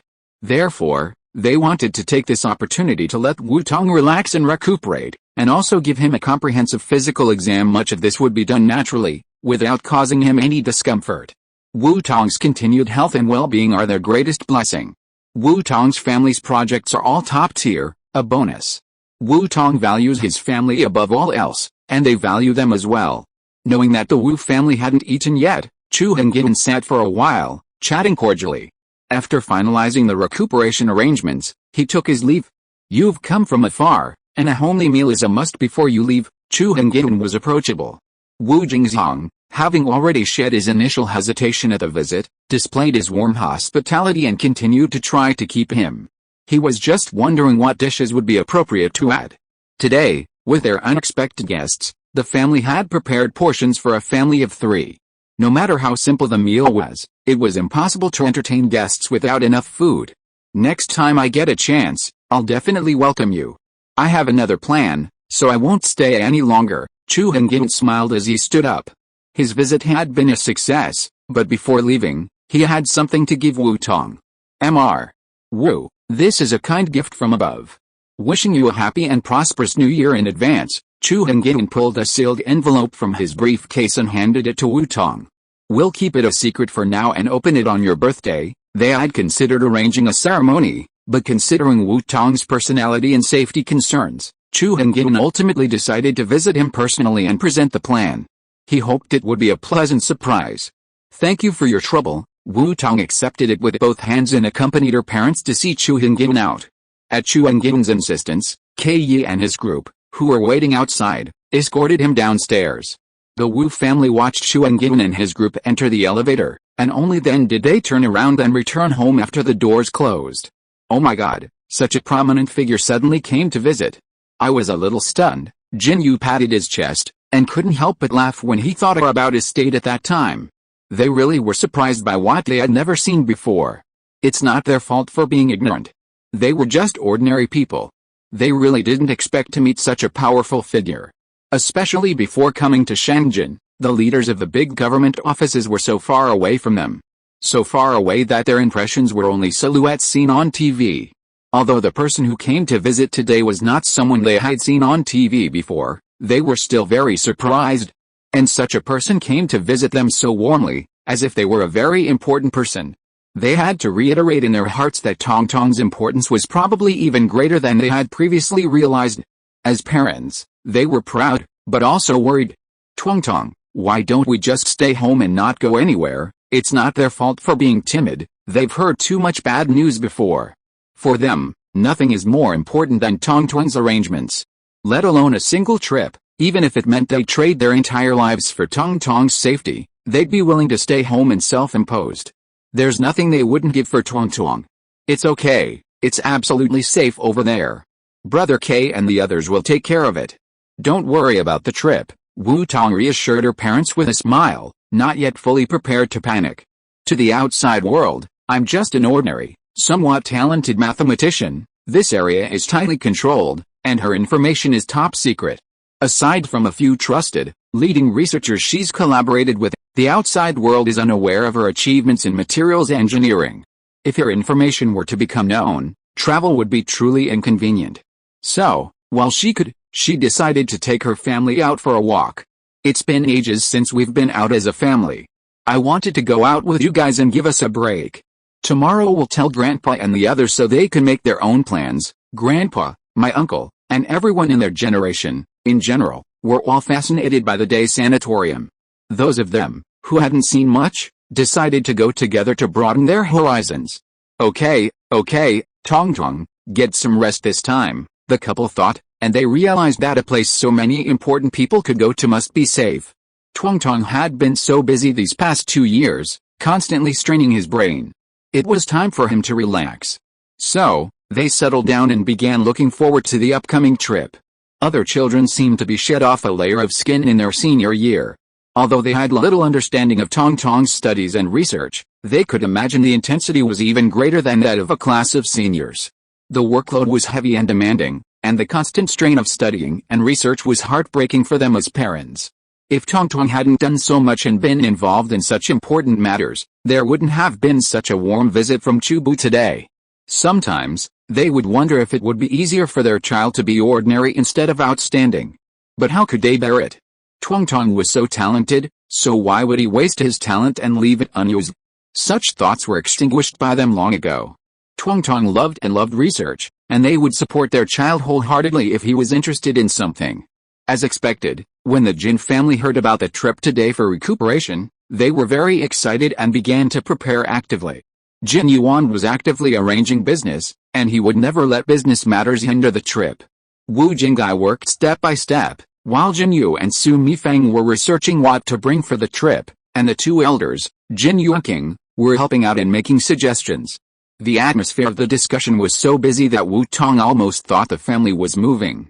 They should have everything they need over there, so we can just bring 2 changes of clothes, Wu Tong suggested. If you want to take it easy, it doesn't matter if you bring a change of clothes or not. Just go there and buy clothes on the spot. If you over-prepare, you might not need a lot of things. It's better to stay home for 1,000 days than to go out for a day. Tong, go play by yourself first, and we'll prepare slowly. Tong, just relax and go when the time comes. Su Mifeng waved her hand, sending Wu Tong to rest so as not to disrupt their performance. Children have no life experience, so how can they understand the importance of preparation? Chapter 263 High-Spirited. Well, then let them do as they please. Wu Tong laughed and shrugged. Anyway, it was just a little more luggage, not a big deal. Mom and aunt-in-law wouldn't make a big deal about it. As long as there was a place to put it, she wouldn't have to worry about it. Okay, you guys take your time, I'll go to the school and make some travel arrangements. Wu Tong said hello and went out with a smile. They were downstairs at the moment. Wu Tong didn't really need to explain much when she went to school. The team had her junior brother and Tao Ran watching over them, teachers in charge, and projects to continue researching and studying. Whether she was there or not, the impact wouldn't be too big. However, Wu Tong still decided that she had to explain things to her people when she went out. In addition, after all this time of verification, some responsibilities also needed to be clarified. The whole team was centered around her, and Wu Tong planned to appoint 2 deputy managers, Tao Ran and Ruan Chengsu. This wasn't because she was nepotism, but because they were the first 2 to join and currently the 2 with the best performance. The other team members had no objections to this arrangement. Most of them were deeply committed to research. They had witnessed Ruan Chengsu taking the lead and Tao Ran making the first breakthrough, so they naturally had no objections. Furthermore, even those who harbored concerns understood that Wu Tong's team would only expand in the future and would not be limited to just them. If they worked hard to improve themselves, there would be plenty of opportunities in the future. Opportunities always favor those who are prepared. Boss Wu, don't worry about your recovery. We'll study and research as we did when you were here. We won't mess around. Tao Ran and Ruan Chengsu, entrusted with this important task, immediately and emphatically assured him. Anyone who dared not to work hard would have no reason to stay in the team. Such a great opportunity would be a good one to seize. Well, I'll leave everything up to you, Wu Tong said with a smile, letting everyone continue with their work. He then went to talk to Professor Cheng in his office. Going out to recuperate, huh? I heard the news. That's good news. Go out peacefully. I'll keep an eye on those little monkeys for you and make sure they don't cause any trouble, Cheng Huinan quipped with a smile. Wu Tong was a good judge of character. Everyone on the team was eager to advance, and no one had any desire to rise above the competition. After all, with a leader like Wu Tong, who had unparalleled command and commanded unwavering credibility, no one could possibly rebel against him. Naturally, there wasn't much to do. With a dual burden of research and study, focusing on learning cutting-edge knowledge and advanced, precious insights unavailable elsewhere, they were so busy that no one had time for petty thoughts. They were all smart and appreciative. We old bones can still hold on. It's not time for you to work non-stop and exhaust yourself. Don't think about anything these days. Relax. He cherished his own child. Wu Tong had been constantly busy since he joined his tutelage. Cheng spoke from the heart. I've always said that research isn't a one-time leap. A healthy body is more important than anything else. It's crucial for the longevity of your scientific career. Taking care of yourself starts at a young age. They'd all been through it. And they understood the importance of a healthy body. Having fallen into the same pitfalls they'd encountered, they didn't want their children to fall into them. Okay, teacher, I understand. I'm going to go slack off, Wu Tong agreed with a bright smile, her heart filled with genuine concern. Such genuine concern wouldn't come from someone who didn't genuinely care for her. Go ahead, go ahead. Rest at home for the next 2 days and prepare for your recuperation. Day is a great place, and the weather is perfect. I've been there before at this time of year and it was a great experience. Cheng Huinan smiled affably and waved his hand, letting Wu Tong go without worry. The technical results Wu Tong had submitted still needed time to be digested and absorbed, and the development of the equipment and production line wouldn't be completed overnight. The Zhangyin Group project had also concluded. For now, Wu Tong could put her current affairs aside and travel with peace of mind. Wu Tong had rushed downstairs to greet Jinzin just in time for his return. Brother, Wu Tong's eyes welled up as she watched the tall, dashing boy stride across from her. She smiled and called out to him. During the Lunar New Year, his brother had gone home while she was on a mission. It had been a year since they last seen each other. This was the longest time they'd been apart since childhood. Even with the advancements in technology, and the ability to see faces and know each other's well-being through video calls, it still wasn't as good as meeting in person. Military Academy is a forging of steel. Jinzin, who had always seemed unassuming, now appeared in his cadet uniform, a steely, capable presence, a world away. Tong, Jinzin spotted Wu Tong coming downstairs from a distance. Standing over 5 feet 4 inches tall, with a commanding presence and long legs, he reached Wu Tong in a few strides and tossed his duffel bag to the ground. A bright, cheerful smile bared his teeth as he embraced Wu Tong. I finally get to meet you, Professor Wu. It wasn't easy, as the saying goes. It's easy to change a country, but it's hard to change one's nature. Someone who had been so extraordinary just a moment ago, when he spoke, instantly brought people back to the past. Little brother, I think you could shut up for a while and let me experience what it's like to have a dashing military brother. The touching moment of meeting didn't last more than 3 minutes, and their daily banter became their normal routine. She knew that the dazzling moment just now was wasted. Tong, your words almost broke my heart. I worked day and night and squeezed time to rush to Beijing to celebrate your birthday. You have no idea how hard it was for me, little brother. Thinking of the difficult year, Jinzin couldn't help but feel emotional. He reached out and rubbed Wu Tong's head in annoyance, deliberately ruffling Wu Tong's hair. This little girl didn't know how much she cherished his return. Did she know what key project he was now involved in with his mentor? That's the H-20, a national treasure, a project of great importance. If it hadn't been progressing smoothly and the project was nearing completion, and if those non-core personnel hadn't been pulled out one after another, he wouldn't have had time to ask for leave to come back. He'd taken a week off, despite the pressure from his mentor, just to come back and celebrate her birthday. Little girl. She didn't even know how to feel sorry for her brother. When Lee gets back, who knows how he'll have to make up for the hard work and review the project gains. Brother, I think you want a taste of justice. Wu Tong increased her strength and, while Jinzin wasn't paying attention, twisted Jinzin's hands behind his back. Even though the little brother had been training for a year, she hadn't stopped her morning exercises either, so she still had the strength to subdue him. He must have forgotten over time that he'd always been defeated by her, so how could he dare to claim courage? If you are listening to this novel on a channel other than Fanfic World, it means it was downloaded and re-uploaded without effort. We warmly invite you to visit our channel, Fanfic World. There you will find the original version of this story and many other novels of various genres. We look forward to seeing you dive into a world of incredible novels. Chapter 264, Different. Hey, lady, please spare me. Lady, please spare me. Jinzin, fully understanding the meaning of a man of tact is a hero, immediately admitted his fault. Tong is the best. Tong. Upstairs, several parents were also waiting for their children to return, glancing down from time to time, ready to start dinner once their children arrived. Their balcony windows faced the inner part of the complex, allowing them to see what was happening downstairs. Grandma Jin peeked down and couldn't help but laugh. Zixin's here, and the two kids are making a fuss downstairs. Zixin's mischief again, isn't he?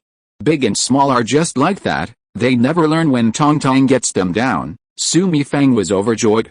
Their generation had grown up during a time of stricter family planning regulations, when every family had only one child. Raising two children together, with a small age difference, meant a lot of fun when they were little.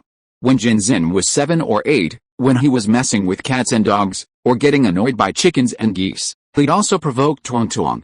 However, Tong was smart and wouldn't sit idly by if her younger brother provoked her. Every time, Tong's outing ended with him acting aggrieved, prompting the couple to join in a fight. He's just a kid who never learns from his mistakes.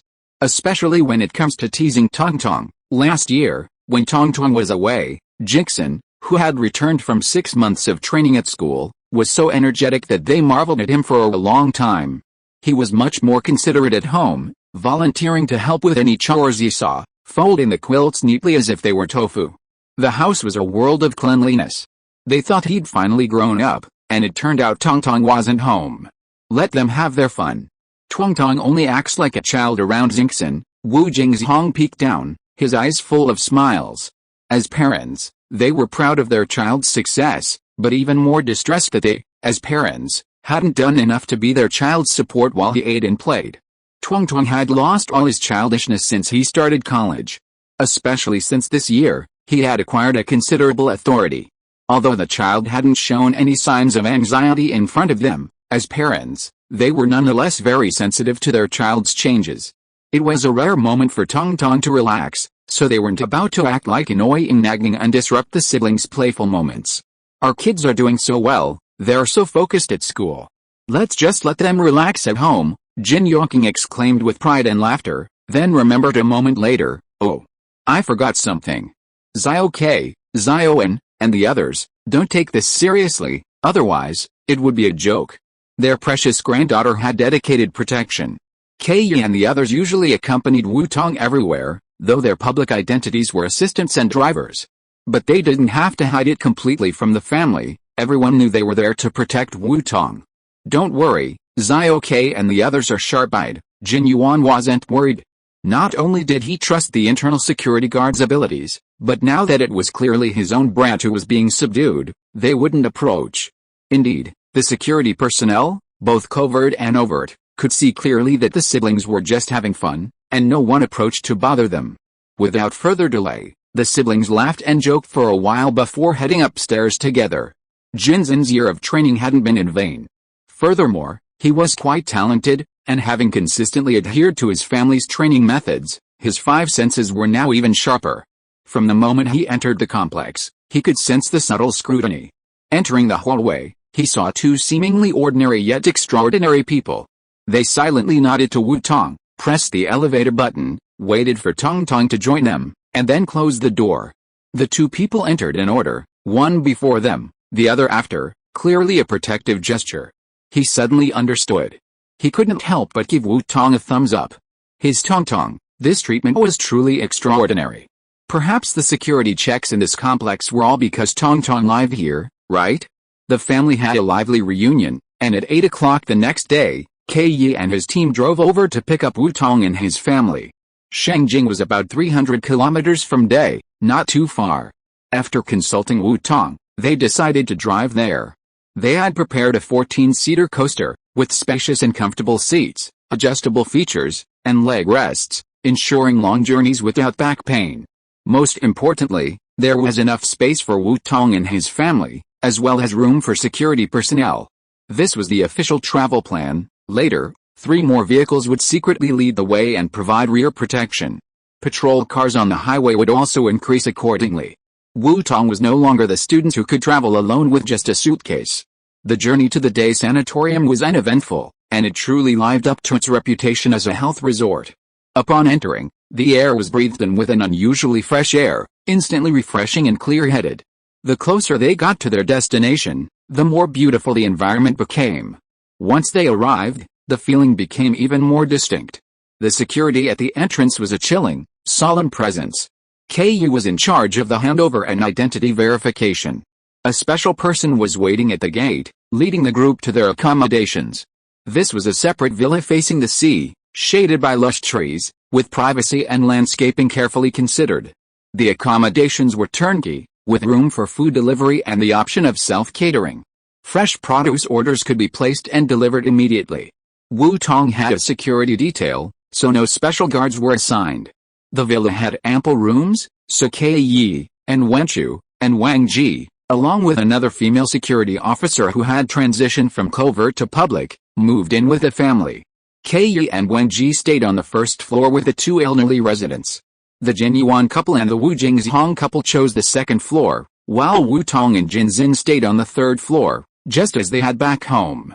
An Wenshu and another person, Shan Shuang, also stayed on the 3rd floor with Wu Tong. This time, a female member of the public security team was added specifically to provide close protection for Wu Tong. An Wenshu introduced Shan Shuang to Wu Tong.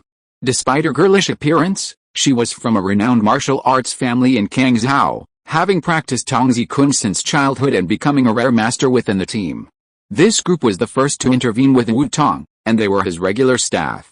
To further ensure his safety, they added Sham Shuang to the team's roster. Their covert protection arrangements had intensified with his promotion. Their journey had seemed uneventful, but thorough preparations had been made. Chapter 265 Prayer. This treatment is truly remarkable. Jin Yuan gazed around with curiosity, marveling. He'd stayed in fine hotels before, but this place was unlike any other. While luxurious hotels might offer luxury, this place wasn't simply a place where one could simply pay to enter. He'd never imagined that a mere commoner like him could enjoy such high-class treatment. It was all thanks to Tong. Their daughter was truly the best. Not bad, isn't it, uncle? I'll keep working hard and ensure you can stay here year after year.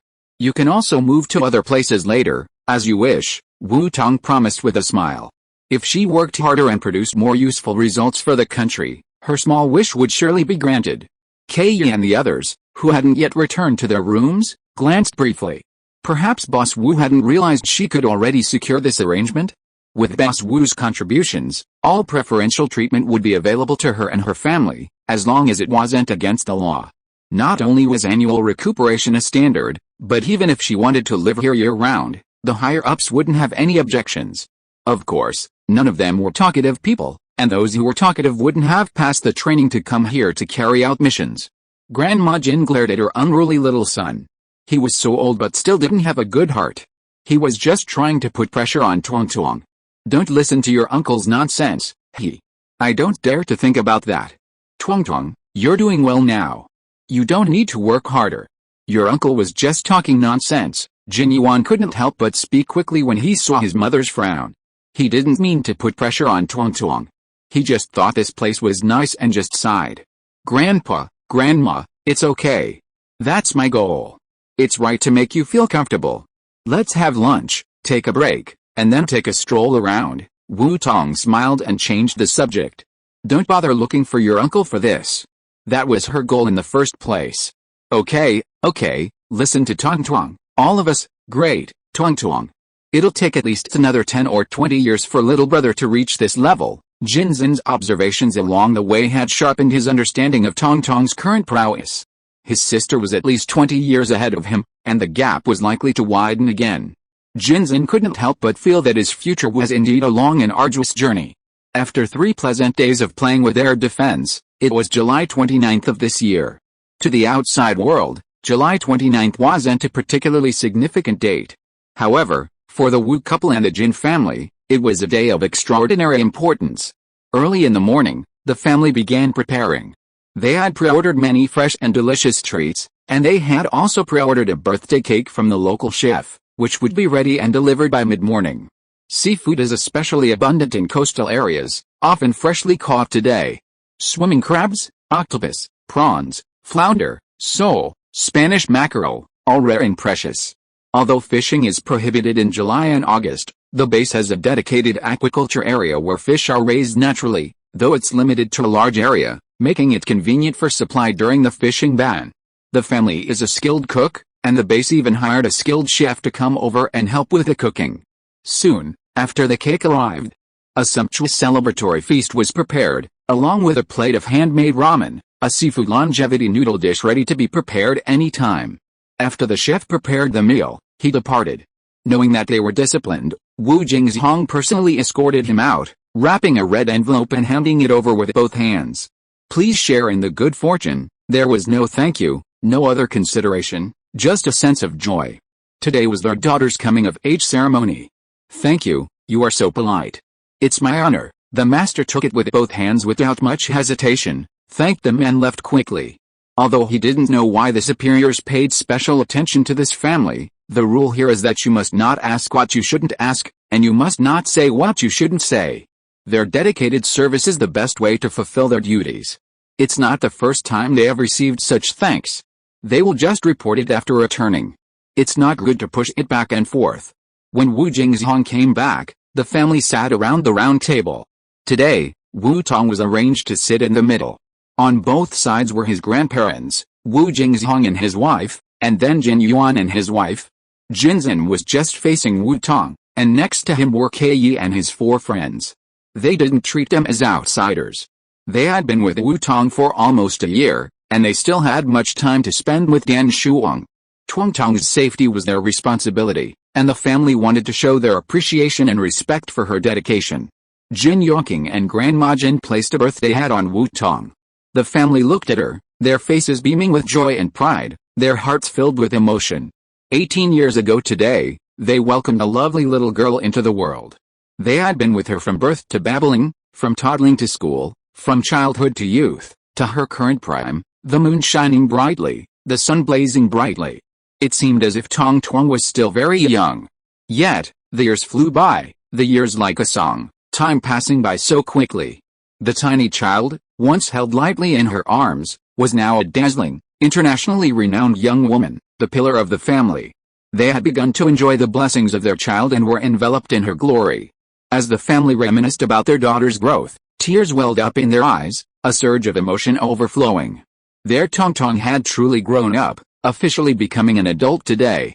Tong, happy 18th birthday. 1,000 words were condensed into these simple words, a happy birth, and a life of joy forever. Jin Yongqing led the way, as everyone toasted with juice instead of wine. May our Tong soar in the future. When you're tired, your family will always be there for you, they would always be there for you, until the end of their lives. May everything be auspicious for our Tong. Jin Yongqing and Grandma Jin wished together as they placed an exquisite gold bracelet on Wu Tong's wrist. The bracelet consisted of 9 small bats engraved with the characters for blessing and swastika. The exquisite craftsmanship and material were only part of the story. Bats have long symbolized good fortune, and the engraved characters for blessing created double blessing. They then recited prayers for a full 100 days, representing their most sincere prayers. Chapter 266 Just Wish. Grandma, Grandpa, I will, Wu Tong's eyes reddened as she hugged her grandparents tightly. They must have put so much effort into preparing this bracelet. She'd been cared for by her grandma since she was little, cradled in her grandpa's arms and neck. From childhood to adulthood, she'd constantly caused them so much worry, Yet it wasn't until now that she could finally give them a chance to relax and enjoy some peace and quiet. Tong, 18 years old, no matter how old you are, you're still a treasure in my uncle's eyes. This is a gift from my aunt and me. Don't refuse it, don't complain about it. Jin Yuan and Su Mifang's gift was an unexpected document bag. As soon as she saw it, even before she opened it, Wu Tong had a good idea of what it might be. She was about to speak, but before she could, Jin Yuan cut her off. Tong, a gift from an elder cannot be refused. In our eyes, you're no different from your brother. I only have a small fortune, and you and Jinzin will each have half. I'm not favoring one over the other. Jin Yuan gave her 50% ownership of the car dealership he owned. Uncle, please work hard, and I'll expand your family business. Your uncle's words are our joint decision. Su Mifang looked at Wu Tong with a smile.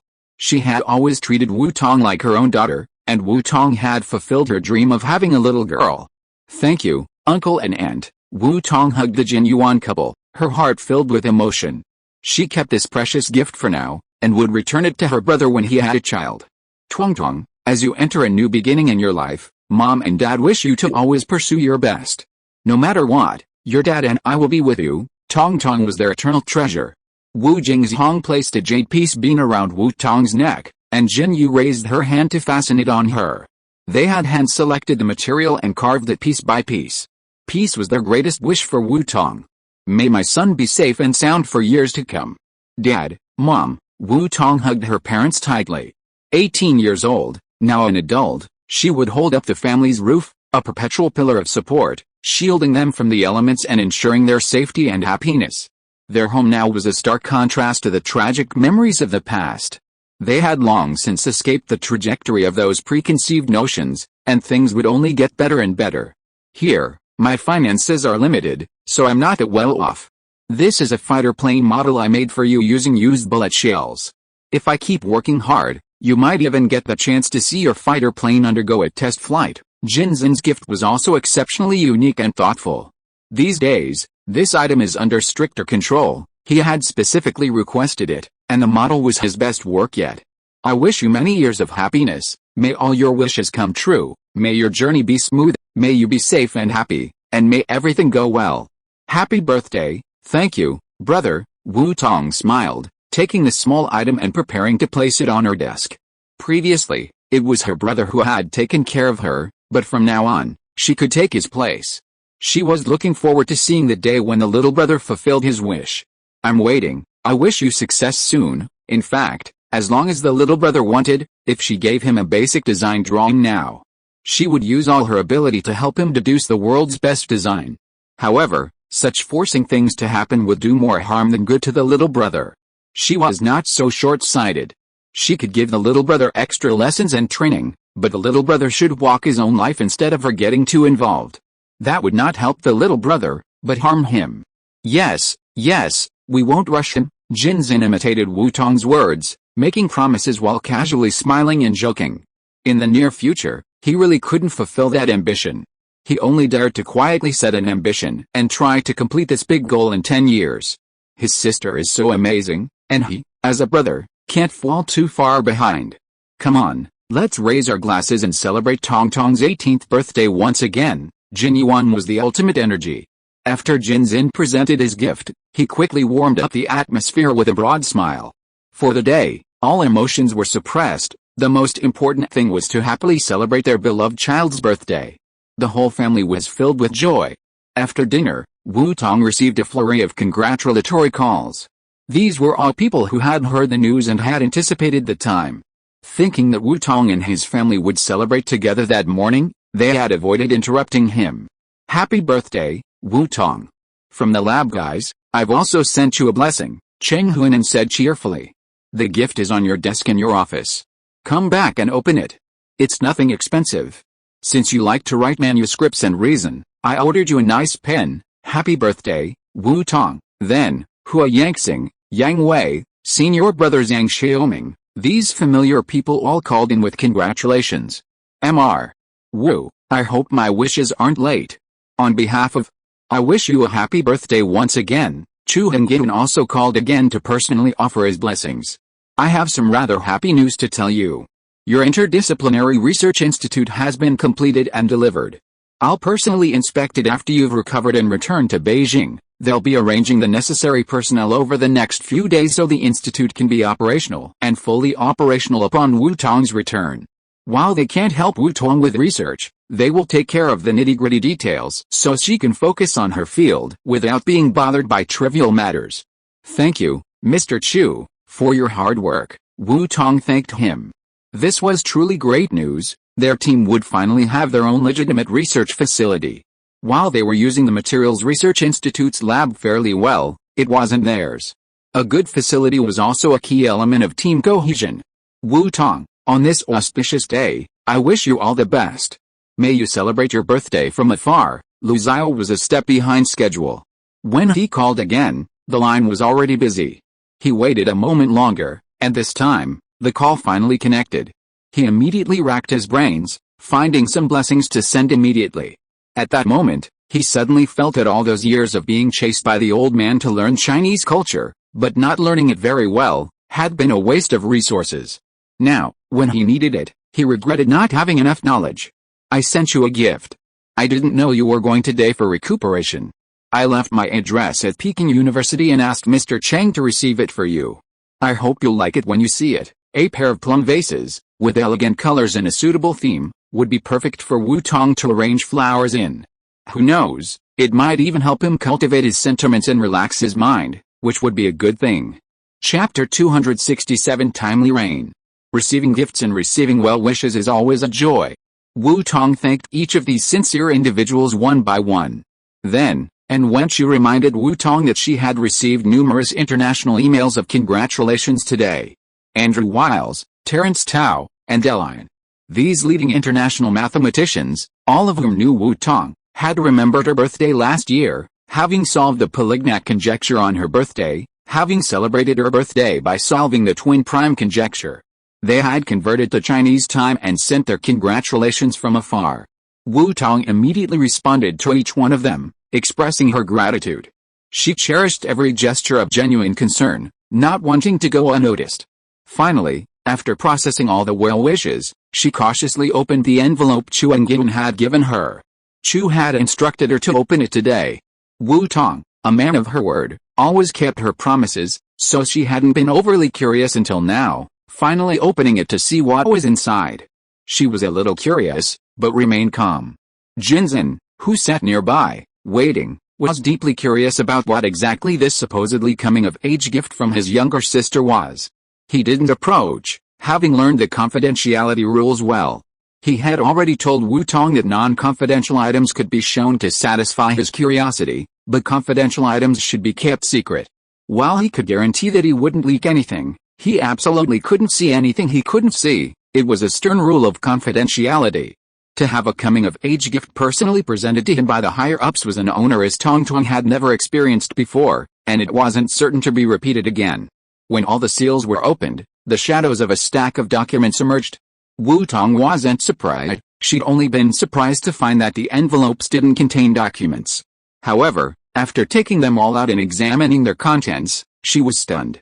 She had never expected such a grand gesture from the higher-ups, a land ownership agreement and construction plans. Furthermore, the land was located in a former public facility, almost adjacent to Kyoto University, directly behind Wu Tong's research institute. The plan calls for demolition and leveling of the existing site to create a new residential complex specifically to address the collective housing needs of the team, as Wu Tong had previously mentioned. Later plans will include the research institute, leaving enough space for the institute's expansion to be temporarily designated as a green public area to accommodate future expansion needs. The plan outlines 3 or 4 housing types, suitable for different purposes: single apartments, family housing, and expert housing. Members of Wu Tong's team will enjoy future housing benefits. Those with outstanding performance will receive housing bonuses, and those with sufficient years of service can purchase housing at subsidized prices below market rates.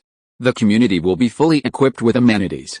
This plan is a timely solution, addressing the housing needs of the large team Wu Tong will face upon accepting the research institute. After all, although Wu Tong's research institute is still in its infancy, it involves significant developments. With a main research team, supporting researchers, and the security and management personnel who will be in place upon completion. The team's membership will increase significantly, and the challenges involved extend beyond simply providing housing for a few key researchers. Now, the higher-ups were concerned about her concerns and wanted to solve her problems, and they solved the problem in one go. Such warmth was so touching that it made people feel like they were willing to sacrifice their lives for their country, and the emotion surged in their hearts. After a while, Wu Tong finally recovered from the overwhelming emotion and handed the document in her hand to the curious young man waiting nearby. This was not a secret, and the young man could see it. Jinzin thought it was not too important, so he didn't react much when he took it. But after reading the contents clearly, even though he had experienced a lot and made great progress this year, he couldn't help but open his mouth in surprise at the contents. Seeing Jinzin's expression, Jin Yuan and the family members who were talking nearby couldn't help but gather around to take a look. They all had the same expression as Jinzin. This affection was really too deep. Compared to the ecstasy of others seeing this big gift, the family was more worried about Wu Tong. The higher-ups congratulated Tong on his coming of age with such a heavy gift. How should Tong repay? Wu Tong, however, felt no significant burden. I don't plan on doing anything else in my life. I'm still young, and I'll have plenty of time to contribute back. This gift from the higher-ups proves my sister's worth. Rest assured, Jinzin added. The higher-ups aren't a charity. They wouldn't offer such a generous gift to someone who hasn't contributed anything. Tong's international reputation and status, as well as her mathematical achievements, are well worth the investment. The biggest investment in this generous gift is the land, which is practically free of capital from the higher-ups. Building a single building on the ground wouldn't cost more than 10 million yuan. Overall, the value is there, but it's not as overwhelming as it might first appear. Construction will take 1 to 2 years, so who's to say Tong won't achieve even greater things in that time? The family thought they were investing in Wu Tong's future. Little did they know, Wu Tong's achievements were top secret, and this gift was truly a disposable gift for her. Jinzin's vacation was limited, and after celebrating Wu Tong's birthday, he'd be heading back home. There's an airport in the city where Day is located. He planned to go directly back to school from the city and continue working hard. He didn't plan to take a detour back to Beijing and drag his entire family, who had finally made the trip, to accompany him back.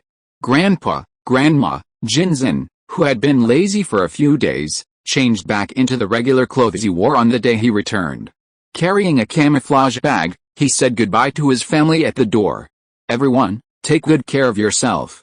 Don't miss me too much, he said the last sentence with his usual playful and witty tone. Maybe I'll go home again when I have time. This time, he came back, but he knew the location clearly and found his way to the door. You're also playful and smiling, and you don't call often. Who has time to miss you? Hurry up and don't waste time. You'll miss your plane. Xiao Wang, thank you for your help. Jinzin had originally planned to take a taxi to the city by himself so that his family wouldn't have to go through the trouble of sending him off. However, outside vehicles were not allowed to enter this area. Wu Tong asked Wang Ji to take Jinzin to the airport. Jin Yuan and Wu Jingxiang accompanied him there, seeing Jinzin off on the plane and back. Ku would also accompany the car to ensure safety both ways. Despite the jokes and banter, it was ultimately a farewell, and it was ultimately sentimental. The family felt a little reluctant to let go, but they suppressed it in their hearts to reassure Jinzin as she departed. After Jinzin and the others had boarded the car and it started off, the family remained standing there for a long time, not turning back until they had watched the departing car disappear into the distance, only then returning to their room. Chapter 268 Chu Chang. Good men are everywhere, and eagles can't be raised in captivity. If you don't want your children to be like sparrows, cheer up and relax. Entering the house, Jin Yongqing noticed the mood was somewhat subdued and spoke rationally. Tong was thinking about them, bringing them out for recuperation. Don't let them all get depressed, it would be a betrayal of Tong's feelings and affect Tong's cultivation. Dad, we know, we were just blinded by the atmosphere. Big sister, Mom, while they're away, let's go to the hot springs and spa and enjoy ourselves. Tong, do you want to come and relax? Su Mifang quickly cheered up and dropped her son off at school, and that's when they realized the situation. She and Jin Yuan had agreed that when their son returned, they would happily meet him, and when he left to go to work, they would not hold him back or become overly sentimental, but rather focus on enjoying life. But, Alice, people are always sentimental, and the atmosphere of a farewell is so captivating. Now that he's gone, instead of wasting time dwelling on it, they might as well just relax. The service here is comprehensive, with all the amenities. The hot spring spa offers relaxation and a movie. The last time they went, it was so relaxing. It felt like a visit made their bones feel lighter. Now, while the men were away, the women decided to go out and relax. You and Tong go. I'm old and dizzy after soaking for too long. Your dad and I are going for a walk. Grandma Jin, reluctant to leave the old man alone, made an excuse. Mom, Auntie, you guys go have fun. Sister and I are going to the beach. Wu Tong had no interest in spas. The Chaoyuan purple key technique had given her the best physical foundation, and she was still young, so she didn't need all the artificial maintenance, so she didn't waste time there. Now a true adult, Wu Tong wanted to use this time to sort out her thoughts, especially with 3 key projects she had on hand. She could slowly start looking for ideas for each, starting with whichever inspiration struck her first. Of course, Wu Tong's primary goal was to produce results on the NS equations to aid the upcoming J35 program. This section of Day's Golden Coast was part of the sanatorium, sans the usual crowds of outsiders. By 9 or 10 o'clock, the weather was already warming, making it a perfect time for a quiet beach retreat. Sisterin, it's going to get hot soon. Put up your parasol and don't get sunburnt. I want to bask in the sun for a while, don't worry about me, Wu Tong addressed An Wenshu privately as they stepped onto the shoreline. The summer sun was scorching, and she, fearless of heat or cold, couldn't drag An Wenshu along with her to bask in the sun. Before leaving, An Wenshu meticulously prepared, including water and a parasol. She had mastered the basics of her daily life, taking on the role of assistant. She had mastered the necessary skills and was able to diligently care for Wu Tong's daily needs. Wu Tong strolled slowly along the shoreline, gazing at the endless expanse of the azure sea. Within sight, waves rise and fall, and the sea breeze caresses my cheeks, a gentle greeting from the ocean. Gazing out at the churning sea, Wu Tong's eyes gradually sank into contemplation. The Navier-Stokes equations, one of the fundamental equations describing all fluid motion. Waves are manifestation of ocean flow, aren't they also a form of fluid motion? It's not just the flowing water in the ocean, the wind swirling in the atmosphere, the airflow around airplane wings. The motion of fluids in nature has long been described and simulated using the Navier-Stokes equations, also known as the Navier-Stokes equations. Since their proposal in 1822, the Navier-Stokes equations have helped countless physicists and engineers solve a vast array of fluid-related problems. However, for mathematicians, the question of whether these equations accurately describe all possible fluid conditions, the existence and smoothness of the Navier-Stokes equations, has long been an insurmountable obstacle in the mathematical world, recognized as one of the 7 Millennium Prize problems. Even now, some pessimistic mathematicians believe that their initial assumption of the correctness of this proposition was overly optimistic. As more and more results become available, some shaky believers are beginning to believe that it is not as perfect as they had hoped. They were unsure whether this set of equations could accurately describe all possible fluid conditions. Simply put, they questioned the concept of smoothness, beginning to suspect that under certain circumstances, these equations might not behave in a predictable, meaningful way, that they might fail, producing incorrect, meaningless answers, or even no answers at all. This led to numerous controversial and skeptical comments. Wu Tong rarely paid attention to these chaotic debates. Rather than reading into these meaningless arguments, she preferred down-to-earth study and research, pursuing the right path and finding the real results. She let the results speak for themselves, arguing with others was pointless. Wu Tong was one of the mountaineers who wanted to scale this towering mountain. She believed that the solutions to the NS equations were smooth. If this result were denied, many theorems currently based on this proposition would be overturned, and the world would be turned upside down. She had accumulated considerable strength to help her climb the mountain, but it was mostly fragmentary and scattered, and she had yet to fully explore the mountain's complete secrets, the glimmer of inspiration that could glimpse the whole. But at this moment, the surging waves in the distance, the sea breeze that pierced through the air, all transformed into lines of mysterious mathematical formulas in her eyes. It was like witnessing a J-20 test flight, the J-20 piercing the air before her eyes, the turbulent airflow data rapidly calculated in her mind. A flat-bottomed wind began to rise, and in Wu Tong's mind, a mathematical storm swept and collided. Sparks grew from small to large, converging into lines, then connecting into a patch, weaving together the faint smile that lingered on the corners of her mouth. It was as if she saw the direction to climb that towering mountain. When Wu Tong suddenly lost herself in thought, and Wenchu's alert level was immediately raised to full. This Wu state wasn't the first time they had seen it. Its appearance signaled another major move by Wu Tong. Wenchu stood at a distance, waiting. Unless Wu Tong was in danger, Wu state was a state that could not be disturbed. This was an iron rule. She was guarding Wu Tong, ensuring he was not disturbed. Wenchu tapped the pager at her waist lightly. It beeped 3 times long in one short, which was a reminder to other security personnel that Wu Tong had entered a special state and to pay attention to isolating the crowd and not letting anyone disturb him. Chapter 269 Essence. Soon, prominent signs appeared at several intersections near the coastline, warning visitors to avoid the heat and avoid approaching. These signs reminded even those who braved the heat to enjoy a stroll along the beach to turn back, and the diversion was quietly accomplished. Those who could attend the resort were generally of high standard, rarely showing signs of reckless disobedience. Since they were being warned about the maintenance, why would they risk further? The sun climbed higher, hiding behind thick clouds, radiating the scorching summer heat. However, in this unpleasant temperature, Wu Tong lost himself in the world, his mind racing. A raging sea of mathematical symbols and formulas danced in his mind. Euclidean space.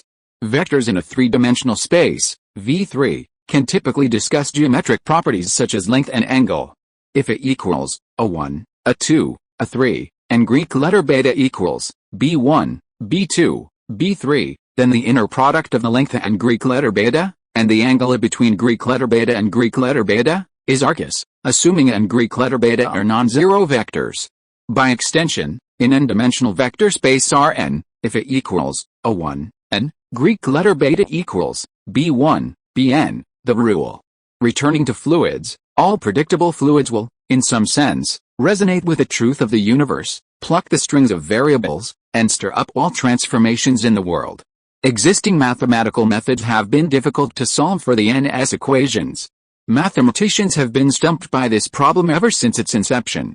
Currently, when the time variable is infinitely magnified during the solution process, many encounter the tragic problem of exploding equations. The results of calculations usually follow normal logic. Just as water can flow backwards, just as a car driving on an unobstructed road can suddenly and without warning disintegrate at a specific moment, such a ridiculous possibility. Speeding on the highway will only result in being caught by traffic police and receiving a fine, or even worse, having your driver's license revoked. Using the Euler equations as a model, where two flows meet, the vorticity, the speed and direction of rotation, increases dramatically. This growth rate is so rapid that it can reach infinity in a short period of time. This infinity is the singularity, and it's precisely this value that mathematicians want to know for sure whether it exists in the Euler and NS equations. However, computers cannot calculate the value of infinity in this direction. In other words, it can come very close to the singularity, an approximate solution, but not a true, exact solution to the singularity. The NS equations do have solutions, and what she wants is the true solution, not an approximation. When existing mathematical methods are ineffective, is it simply a matter of destiny? No, Wu Tong disagrees. She believes that there is always a way out. If there is no solution, then she can create a mathematical method as a tool to climb this insurmountable mountain. Momentum is a force that has an equation. At the center of a fluid particle, it experiences stress, normal force, and shear force. The essence of fluid mass conservation is that the mass of fluid passing through a fixed area remains constant per unit time. The connection between the laws of fluid motion at macroscopic low speeds, constitutive equations and Newton's second law are used to derive the governing equations for fluids and solids. Conservation of momentum, fluid momentum balance, topological infinity, nonlinearity, incompressibility, and multiscale.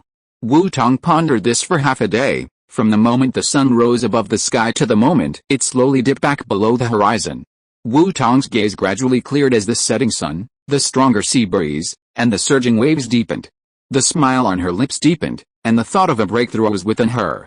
Sister and Brother K, let's go back. Wu Tong glanced sideways at Wenchu, who had been guarding her, and at K Yi, who had arrived not far away. Thank you for keeping me company, we're both sunburned and hungry. Let's go back and refuel quickly. Sister N and Brother K, you all get some extra rest tomorrow. I won't be leaving the house from tomorrow on, Mr. Wu, are you done here? And Wenchu breathed a sigh of relief when she saw Wu Tong come to her senses. She unscrewed a bottle of water and handed it to her, telling her to sip it slowly and not drink large amounts all at once. When dehydrated, excessive amounts of water can significantly lower the osmotic pressure in the blood. Water in the blood vessels can then enter the tissues and cells, causing a drop in osmotic pressure within the cells and swelling. Edema in the brain, in particular, can easily cause nausea and vomiting. Any factors that could affect Wu Tong's health must be eliminated, not to mention the possibility of damaging her precious brain, which was absolutely forbidden and unacceptable. Yes, I found a direction for a math project. I might be working on it soon, allowing my family to recuperate peacefully. If they want to return, please ask Brother K to arrange for someone to take them back. I'll see how the project progresses. Wu Tong, taking advantage of the fact that she hadn't completely entered into seclusion, laid out her plans in advance. Her father was dedicated to his work and used to working diligently, so he probably wouldn't be away for long. He could leave for a while to manage his uncle's business, but he couldn't leave it for long. After mid-August, Mom would also have to prepare for the start of school. The family might plan to return home after the novelty wore off, but Wu Tong wasn't sure if she'd still be available by then. Fearing they might worry about disturbing her, she chose not to speak, silently waiting for him to waste unnecessary time. Wu Tong specifically entrusted him with this task. The NS equation involves a wide range of issues. Although she currently has a relatively clear direction, solving it won't be a quick process. Creating tools, completing proofs. Wu Tong felt that completing the problem by September was a feat of exceptional speed. Her schedule was too uncertain, and she didn't want her uncertainty to affect the normal life of her family. Please prepare plenty of draft paper and pens. Wu Tong arranged the items one by one. She had originally planned to spend some time with her family and rest up, so she hadn't been asked to prepare these things. Unexpectedly, inspiration always strikes unexpectedly. On the day after her birthday, she unexpectedly found an inspiration that broke through the barriers, connecting all the scattered progress and forging a direction forward. With inspiration, of course, it was necessary to seize it at the right time, so Wu Tong immediately changed her plans. Chapter 270 Countdown. Logically, Wu Tong should have returned to Shangjing immediately, as the environment and information there are complete, making it more convenient for Wu Tong to conduct research. However, Wu Tong couldn't leave her family behind halfway, so she ran away early. Secondly, this time it was a math project, so she only needed paper and pen in a quiet space, and the venue was not demanding. Let the family continue their pace, and after an in-depth experience at the sanatorium, a relaxing tour of the surrounding area was also arranged. Wu Tong did not participate in the trip. She was responsible for staying behind and doing her research quietly, so that her family could still see her when they came back from playing outside, as if she was always with them. In order to live up to Wu Tong's intentions, the family played for another week, and after having a great time, they decided to return to Shangjing.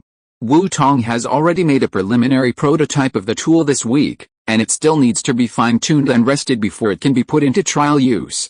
To conquer the NS equations, Wu Tong ultimately returned to the fundamentals of fluids. A fluid whose density is constant over both space and time, that is, if the volume of the control volume remains constant, is incompressible. For a fluid, no matter how it changes, its molecular form can ultimately be defined by equations. Imagine each molecule is abstracted as a point, and the collection of these points is abstracted as a space with local Euclidean properties, thus constructing a three-dimensional manifold. This introduces an extension of topology. He complicates a simple problem, then restores it to simplicity, from seeing mountains as not mountains and water as not water to seeing mountains as mountains and water as water. This abstract inspiration, transformed into mathematical language, emerged from Wu Tong's manuscripts, one by one, connecting the dots and illuminating the hazy path ahead. The return journey was smooth as ever.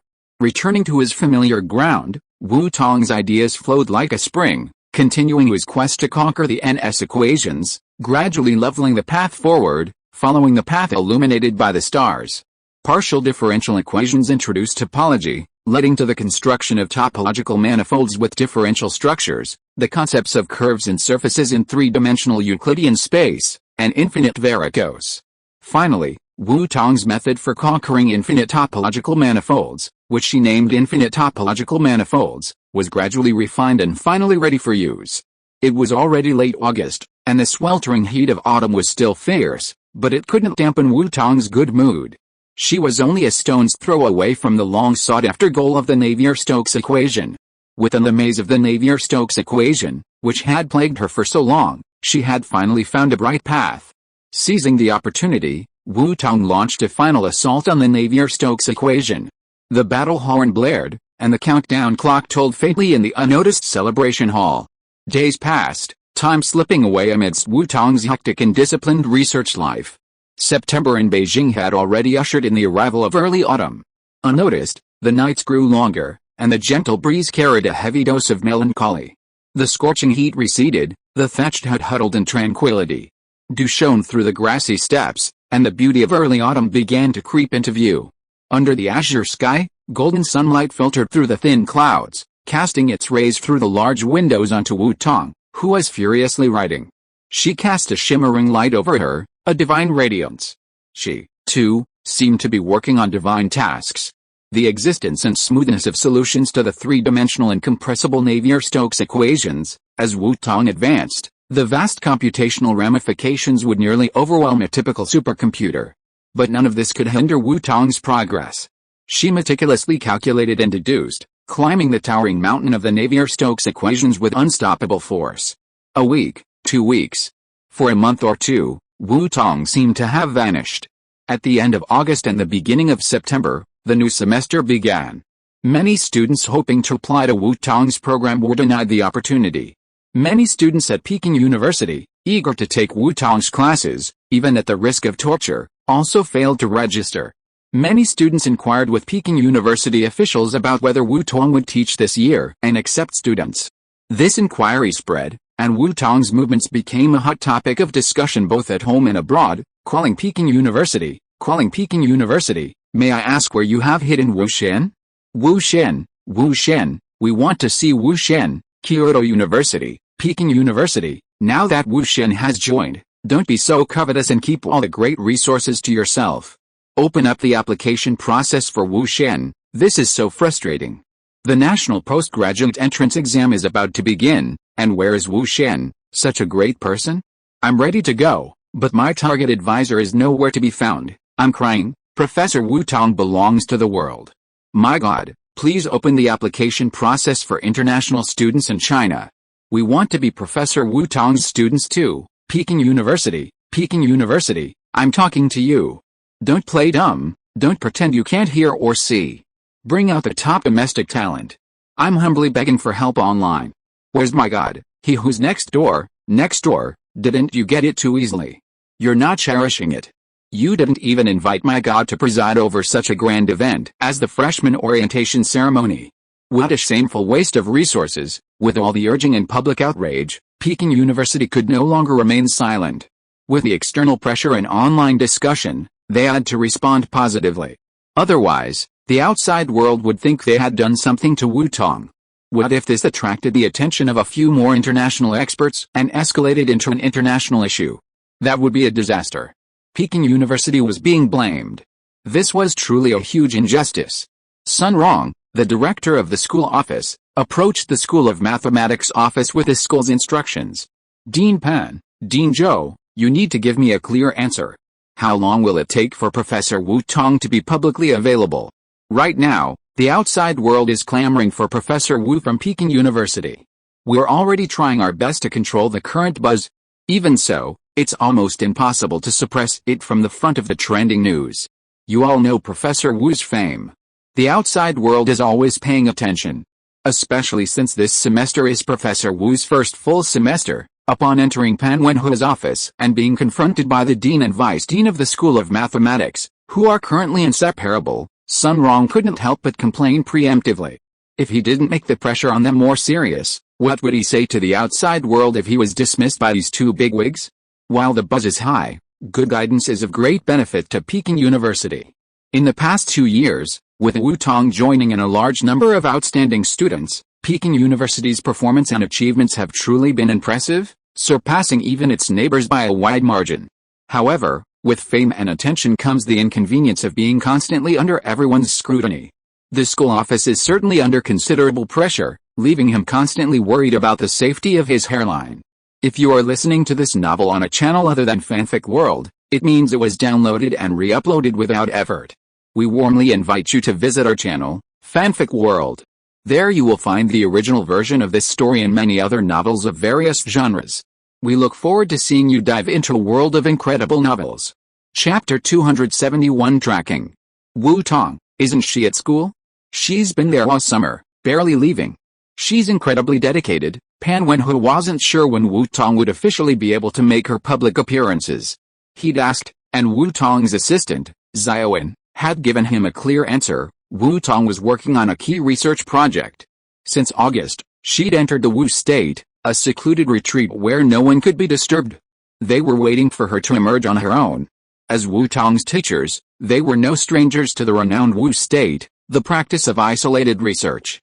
Every time Wu Tong entered this special, concentrated state of research, detached from the outside world, it marked the birth of a major achievement.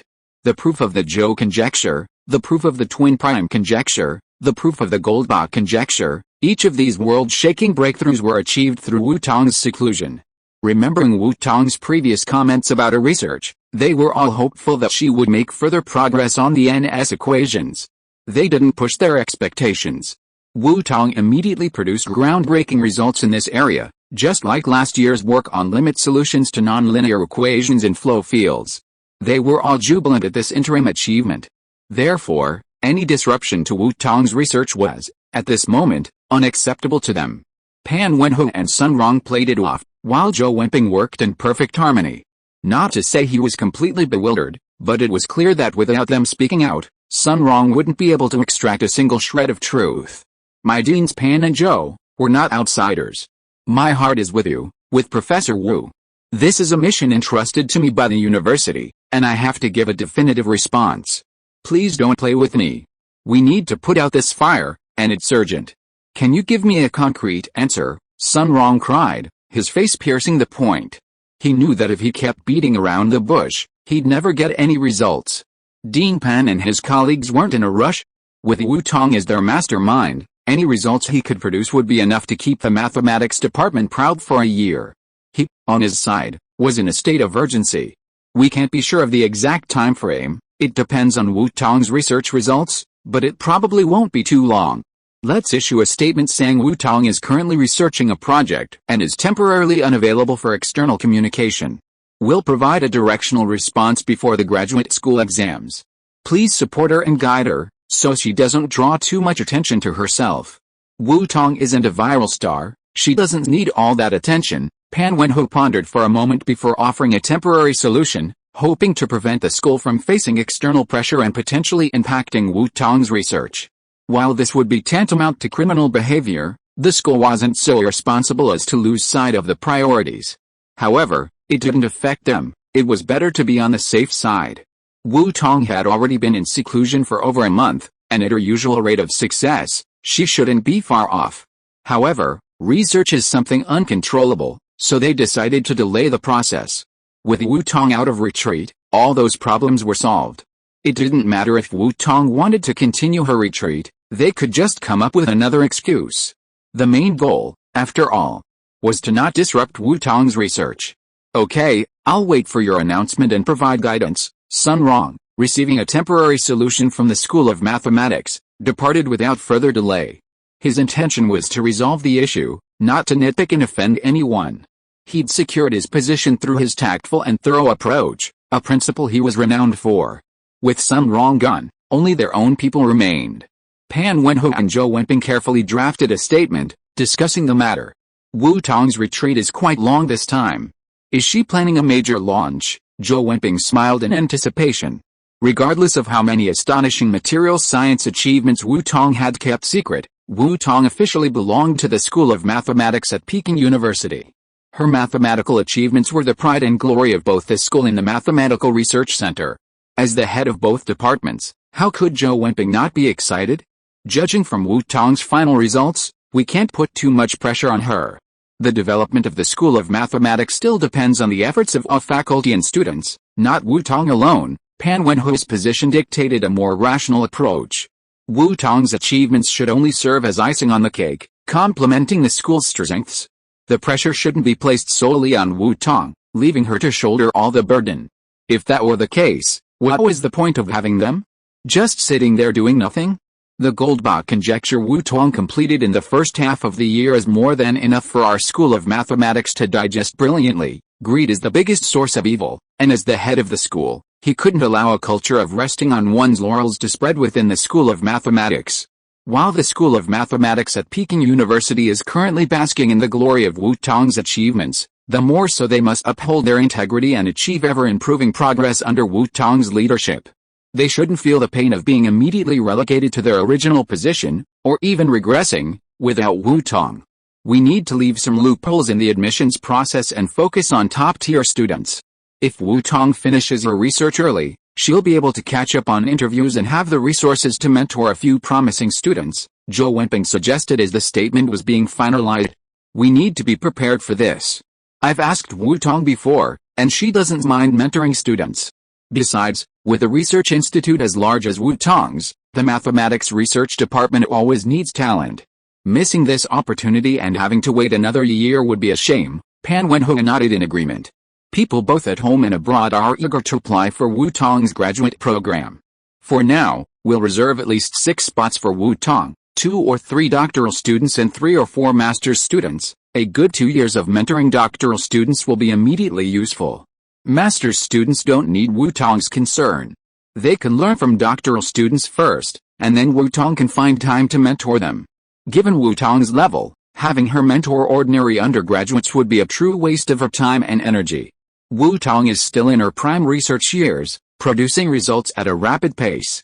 Her time is precious and shouldn't be wasted. After careful discussion, the 2 faculty members drafted a statement and published it on the official Peking University account. Thank you for your attention. Professor Wu Tong of our university is currently conducting in-depth research on a project at the university. Professor Wu will be recruiting graduate students based on merit this year. We encourage all outstanding students to actively prepare and improve themselves. This statement immediately went viral online, sparking renewed online discussion. Although Peking University did not specify when Wu Tong would conclude his research, the deception was a successful diversion. Many of Wu Tong's outstanding students were even more interested in the statement's subsequent announcement. Wu Tong intended to recruit graduate students this year. Chapter 272 General Solution. This news is the key takeaway. Those students who had endured a grueling sprint of their studies were secretly impressed by their own wisdom, and then they threw themselves into an even harder sprint. Did you read the announcement? Admissions are based on merit, and with outstanding applicants from across the nation, even the world, the competition is immense. And with those well-placed competitors from Peking University's School of Mathematics, who dares to relax? And as for the claim that ordinary students like these have no chance? Giving such an exceptional instructor an ordinary student is a true waste of Wu Tong's precious time, a criminal offense. The underachieving students expressed their self-awareness, trembling with fear, not even dreaming of reaching the divine realm. A dog's IQ is 40, while the average person's IQ is between 80 and 100. Einstein's IQ is 165, and the prodigy Terence Tao's was 230. My God estimates their IQ to be no less than Tao's, more than twice the gap between them and the dog. In other words, in my God's eyes, aren't they even inferior to the dog? They'd better not humiliate themselves. Ugly orange, those bastards with bad intentions, who want to take advantage of the situation and attack the God without giving ordinary people a chance, are their common enemy. Don't even think about dragging them down with them, or they'll curse those bastards to death. Thus, some malicious marketing accounts, which hadn't even had time to spark a fuss, were quickly overwhelmed by the indignant masses, who hurled insults at them, flooding the comment sections with tirade. Among them were many parents. It's not easy for their children to have a positive role model. Attacking China's glory is attacking them, and they're concentrating their firepower, duty-bound. Those bastards haven't learned their lesson yet. The online discussion and the school's response were not Wu Tong's concern at this point. After September, Her breakthrough in the NS equation entered the final push. In August, she had maintained her habit of going home. Within 2 days of September, Wu Tong had returned to her dorm room, fully focused on the final breakthrough, introducing Theorem 1, Theorem 7, Theorem 8, Theorem 27, we can obtain the Navier-Stokes equation, substituting equation 33 into equation 1, we obtain, based on the above conditions, we can find the general solution to the Navier-Stokes equation as P equals PVT plus POV plus UXV. Substituting this general solution into the equation and testing it, we can prove that the solution exists and is smooth. With a flourish, Wu Tong's eyes gradually faded from their rational depth, returning to their usual clarity. The mathematical storm in her mind subsided, a calm settled, awaiting the brewing of the next storm. With a gentle sigh of relief, Wu Tong's lips curled upward, her smile widening. She had finally given this millennium-long puzzle a complete answer. Finally done, Wu Tong clasped her hands together, gently and methodically moving her wrists, which had become a little sore and swollen from long hours of riding. For nearly 2 months, she had been engaged in complex deductions and calculations daily. From creating the infinite topological manifold as a tool for solving the problem to officially embarking on the mountaineering-like quest, Wu Tong had barely paused, immersed in the world of mathematics. Mathematical symbols, formulas, and the intertwined mathematic knowledge practically comprised her entire world. Overcoming the NS equations went both more smoothly and more challenging than she had anticipated. The good news was that her direction and thinking remained clear, without any major hiccups. The difficult part was the sheer volume of calculations required, which was simply too much for a computer to handle. She had access to a supercomputer port, but she suspected that even the computing power of today's supercomputers would struggle to cope with such a complex process. Therefore, Wu Tong ultimately relied entirely on her own mental power. Through the extensive calculations and deductions, she pushed her computing power to its maximum capacity, and finally succeeded. Throughout the entire process, Wu Tong's mind was completely free of distractions. She became a computer built by hand, completely dominated by rationality. It could be said that in that state, Wu Tong was almost devoid of any human emotions. That state, seemingly invincible, could easily lead one to lose oneself, completely absorbed in a world of numbers and rationality. If Wu Tong hadn't possessed a strong mindset and a deep concern for her family, she might have truly become enmeshed in that rational world, unable to extricate herself. However, Wu Tong quickly came to her senses. She had concerns, unforgettable ones. She preferred a more emotional, less rational version of herself, a version of herself that cherished her family. Therefore, Wu Tong maintained a guiding clarity, persevering through the calculations without losing herself in the world of rationality. This was indeed a risk. However, this risk was immensely rewarding. She accomplished a computational task that was now nearly impossible, and she also accomplished an impossible deduction, bringing the general solution of the NS equation to the world. Finding the general solution, the millennium problem, the existence and smoothness of solutions to the NS equation, was simply a natural solution. A rocking boat creates waves, a high-speed jet creates turbulence. Mathematicians and physicists firmly believe that understanding the solutions to the Navier-Stokes equations, from gentle breezes to turbulent flows, could explain and predict everything. However, this equation, originally written in the 19th century, had stumped the mathematicians and physicists who had revered it as a holy grail for nearly 2 centuries.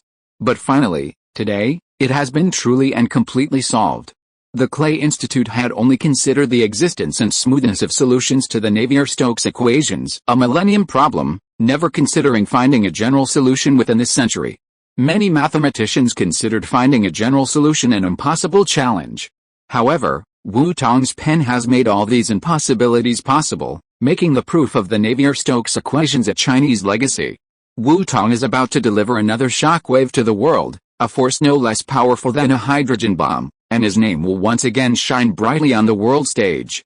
Wu Tong has once again made substantial advances in mathematical theory, unlocking the secrets hidden behind the Navier-Stokes equations and laying a solid foundation for the mathematical edifice. It simultaneously refreshed the history of mathematical theory, a monument of unsurpassable magnitude. Wu Tong quietly admired a line of mathematical beauty that her tireless pursuit had finally yielded. She finally reached out, folded up the page containing the solution, and carefully placed it in the combination-locked notebook she used to record her goals. Science knows no borders, but scientists have a motherland. She loves her country and must protect this beautiful nation, ensuring its prosperity and strength, standing tall at the top of the world. Therefore, this solution will remain a top-secret Chinese treasure, never to be released to the public. Chapter 273 Proof. The NS equation represented another significant leap forward in Wu Tong's mathematical development. The Enlightenment steel was once again replenished by Wu Tong's knowledge. It seemed as if the multiple replenishments had nourished the steel, providing it with sufficient energy.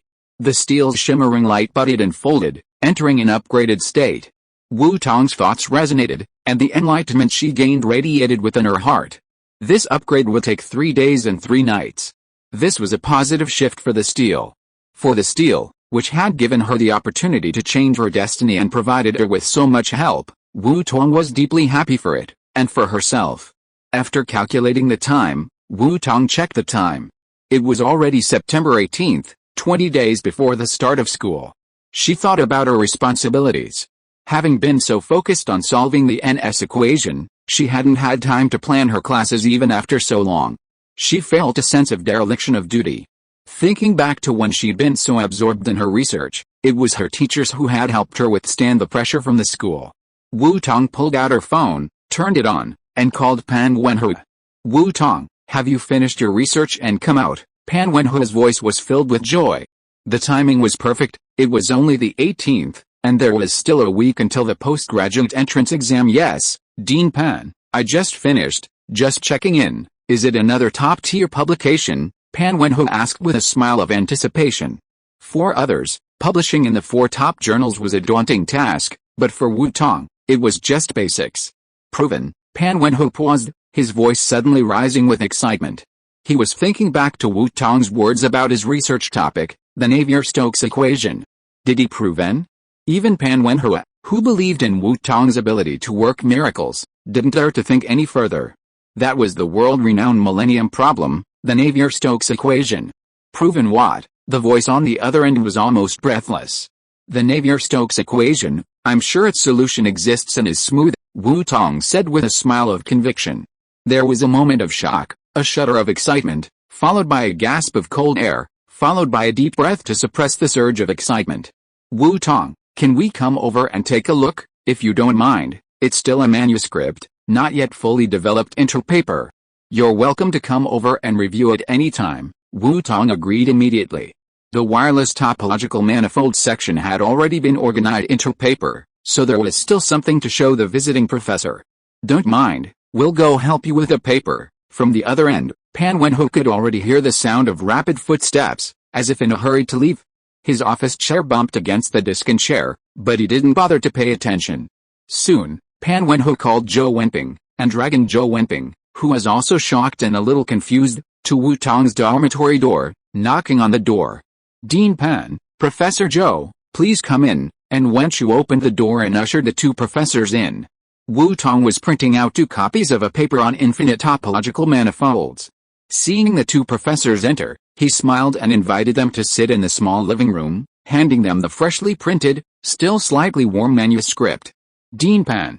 Professor Zhou, this is the tool I created last month to help prove the NS equations. You guys study it while I sort out all the proofs, okay? Wu Tong, go ahead and do your work. No need to bother us. Pan Wenhui and Zhou Wenping took the manuscripts and sat down on the small sofa, eagerly poring over them. They ignored the tea and Wenchu had offered them on the table. And Wenchu quietly left, leaving the dormitory door open for a moment to allow for better ventilation and to allow them to quickly notice any movement in the hall so they could provide assistance. After Wu Tong settled her teachers, she began sorting through the pile of manuscripts on her desk. Her own writing, the content of which was already stored in her memory, allowed Wu Tong to edit directly, not necessarily requiring the assistance of a manuscript. She organized the manuscripts so that the 2 teachers could study them more systematically after completing their study of infinite topological manifolds.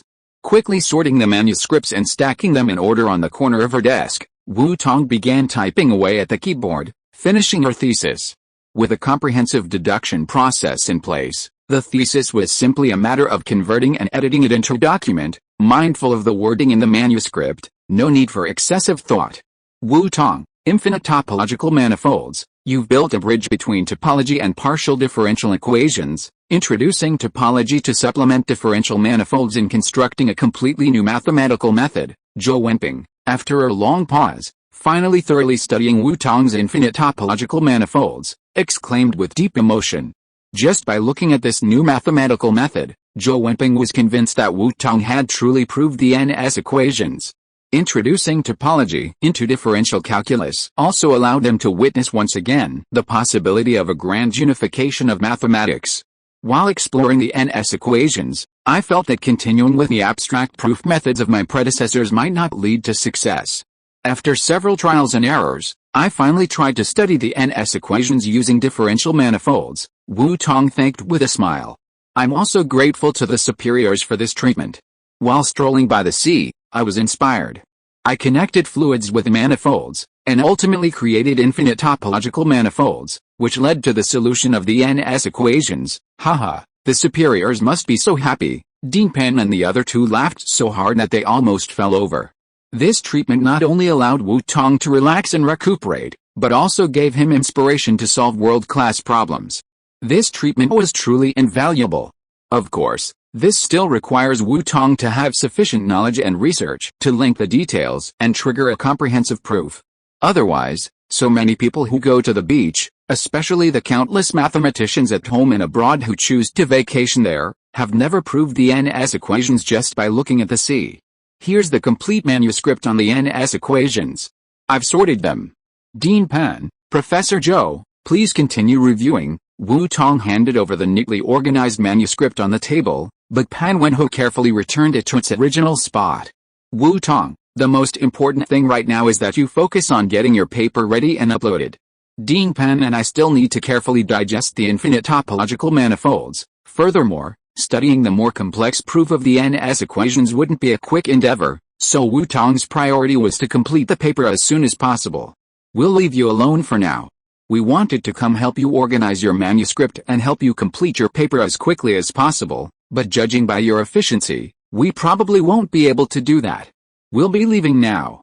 We'll still need to study the infinite topological manifolds in detail until your paper is uploaded, so we'll have a better foundation to review your proofs. I was out running errands on the anniversary of my father's death, and just got back. Updates are coming soon. Chapter 274 Influence. Zhou Wenping and Pan Wenho stood up. They had originally intended to come over and help Wu Tong, but when they saw Wu Tong constantly editing the paper without even looking at the manuscript, they thought, remembering her photographic memory, that the manuscript was already in her head, and she only needed to output. Their presence was truly taking up Wu Tong's time, so they simply excused themselves. Wu Tong, get on with your work. Pan Wenho stopped Wu Tong from getting up to see them off, quickly waved goodbye to Zhou Wenping, and left. Wu Tong's academic prowess had long surpassed theirs. Asking them to review her proofs was a sign of respect, not something they could boast about. Wu Tong's work was beyond their ability to review lightly. It should capture the world's attention. All the trivialities of the school had to give way to such a monumental achievement. It was a glory for the school and for China. It took Wu Tong 4 days to complete the entire thesis, over 100 pages long. After minor adjustments and revisions, she uploaded it directly to Arvix. As for submitting her paper, Wu Tong pondered for a moment before submitting it to the core journal of Kyoto University, the Annals of Mathematics. While this Annals of Mathematics is not the same as the International Annals of Mathematics, Wu Tong no longer needs the added luster of the International Annals of Mathematics. Using her influence to enhance the Kyoto University Annals of Mathematics and raise its international profile is a small contribution to her alma mater and the current state of domestic journals. Domestic mathematics journals started late and have limited influence. Currently, there is no journal that can be considered a top-tier journal. This situation is due to the continuous efforts of many predecessors in China. Wu Tong does not consider herself to have accomplished anything remarkable, she is simply doing what many of them have done. As for how to better maintain the influence of the Kyoto University Annals of Mathematics and further increase its impact factor, preventing its success from being a flash in the pan, this requires the joint efforts of professionals and the wider community. One person's power is limited, but when it comes to changing the broader environment, the flames rise higher when everyone adds fuel to the fire. Wu Tong's work has always attracted considerable attention both domestically and internationally, especially since the 10,000-person lecture on the proof of the Goldbach conjecture, which has made her a global sensation. As a result, Wu Tong's paper caused a huge sensation both domestically and internationally as soon as it was uploaded. Infinitely floating manifolds, solutions to the Navier-Stokes equations exist and are smooth. Upon seeing these two consecutive titles, everyone was immediately stunned by the certainty. Their second reaction was to immediately plunge into study and verification. No one dared to utter a single word of whimsical daydreaming or nonsense. After all, the author was Wu Tong. No one could easily dismiss a paper by the prover of the Goldbach conjecture. This was Wu Tong's immense international influence. After the paper was uploaded, stunned silence fell upon them both domestically and internationally. International experts quickly reviewed it, and as always, it was Wu Tong's style, rigorous and thorough, without a single mistake. This gave them a huge boost of confidence. The Navier-Stokes equations had likely been proven. Every mathematician who saw it fell into a frenzy of verification. Only a few ordinary scholars popped up in the discussion forums to ask, what's the status? Is it truly proven? Has Wu performed another miracle? Has another millennium problem really been solved? Just like Paragon solved the Pombray conjecture, has Wu Tong also solved the Navier-Stokes equations? Incredible, truly incredible. Wu Tong had just solved the Goldbach conjecture in March and April, just 6 months earlier. Could one of the 7 millennium problems, a recognized global super problem, no longer be able to stop Wu Tong? The paper, over 100 pages long, is so difficult that it has already deterred many mathematicians with limited backgrounds. They are barred from even the first step, the study of infinitely splayed manifolds. Now, we all look forward to the experts speaking, to witness the miracle.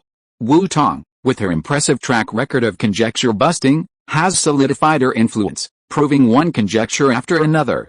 However, the experts who can currently understand Wu Tong's papers are so engrossed in their work that no one has the time or energy to answer these fuzzy questions. A proof paper of over 100 pages, plus another methodological paper with equally extensive content and a brand new theory, a total of about 200 pages full of dry goods, is really not something that can be chewed in a short time. Even those international experts could not give a result quickly this time. The NS equation involves too many aspects and is too important. No one can draw a conclusion at the first sight. Without repeated research, no one dares to speak lightly. Just like the brewing before a volcano erupts, the news that Wu Tong proved the NS equation has been brewing and fermenting, just waiting for the day when it will completely erupt. And that day is not too far away. 2 days later, Terence Tao, who has always been hailed as a child prodigy and has mastered almost all the subjects he has studied, put down the paper in his hand with reluctance, and could not wait to open Facebook to express his feelings. Thank you Wu Tong for once again bringing amazing miracles to the world, allowing our mathematics to take another step forward and laying another great monument for the mathematical edifice. Professor Chu, who introduced partial differential methods into differential geometry, laid the foundation for the birth of geometric analysis. Professor Gromov, who introduced the concept of quasi-holomorphic curves into differential geometry, pioneered symplectic geometry. Thanks to Wu Tong, she created a new method. Using differential manifolds, she built a magical bridge between topology and partial differential equations, and used this to prove the Navier-Stokes equations. She created a discipline. Although Wu Tong didn't pioneer the research approach of applying topology to partial differential equations, traces of this approach can be seen as early as Hilbert's paper, as well as in the work of Brouwer, Banach, and others. However, Wu Tong truly perfected this research approach, transforming it from a branch of science, which could only be considered a possibility, into a complete theory and a practical application. The magical mathematical method she used to prove the Navier-Stokes equations is another new advancement in mathematics, as great as the Langlands program and infinite group theory. I personally believe that Wu Tong truly succeeded. She allowed me to witness a miracle once again. I'm grateful for her complete solution to the Navier-Stokes equation, one of the 7 great problems of the millennium. This has removed a significant obstacle to progress in mathematics. The Navier-Stokes equation is a fascinating problem. While I regretfully haven't been able to completely solve it, let's celebrate Wu Tong for her complete solution. Miracle Wu Tong, Miracle China. Chapter 275 Coronation. The undulating waves follow our boat as it meanders across the lake, and the turbulent air currents follow the flight of our modern jet planes. Mathematicians and physicists firmly believe that everything from gentle breezes to turbulent currents can be explained and predicted by understanding the solutions to the Navier-Stokes equations.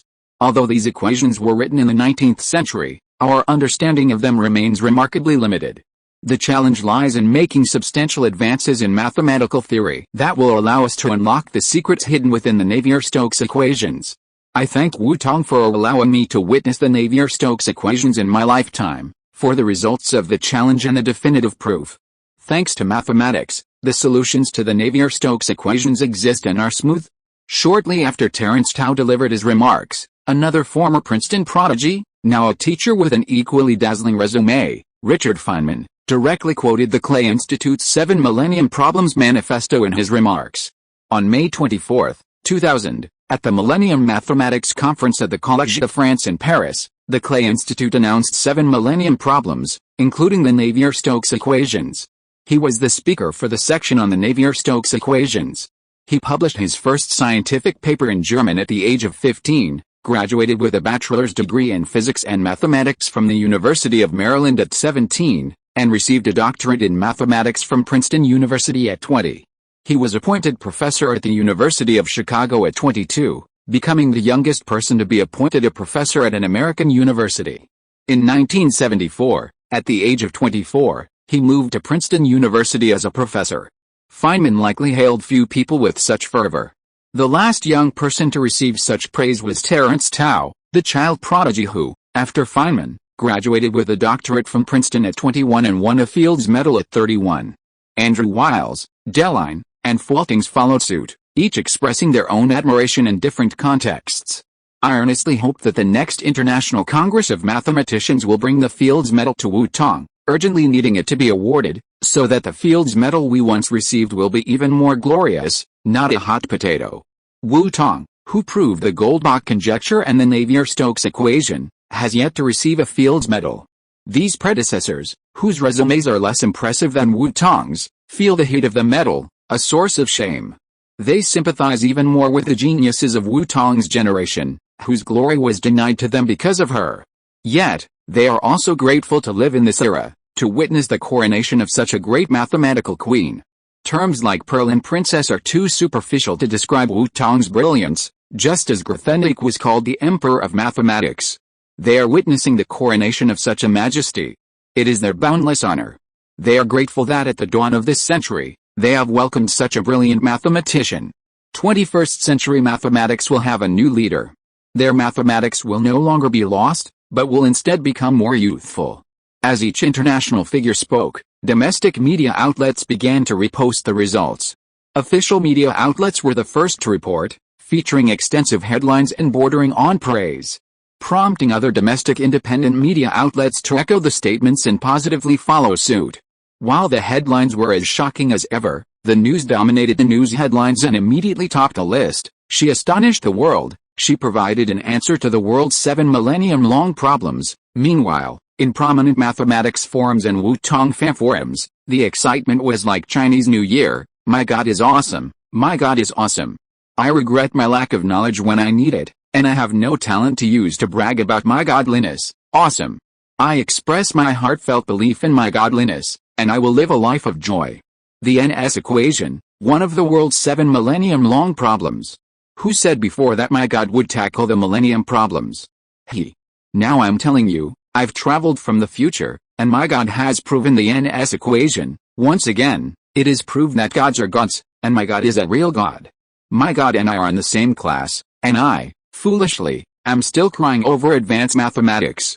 My God has already proved the world's ultimate problem, the NS equation.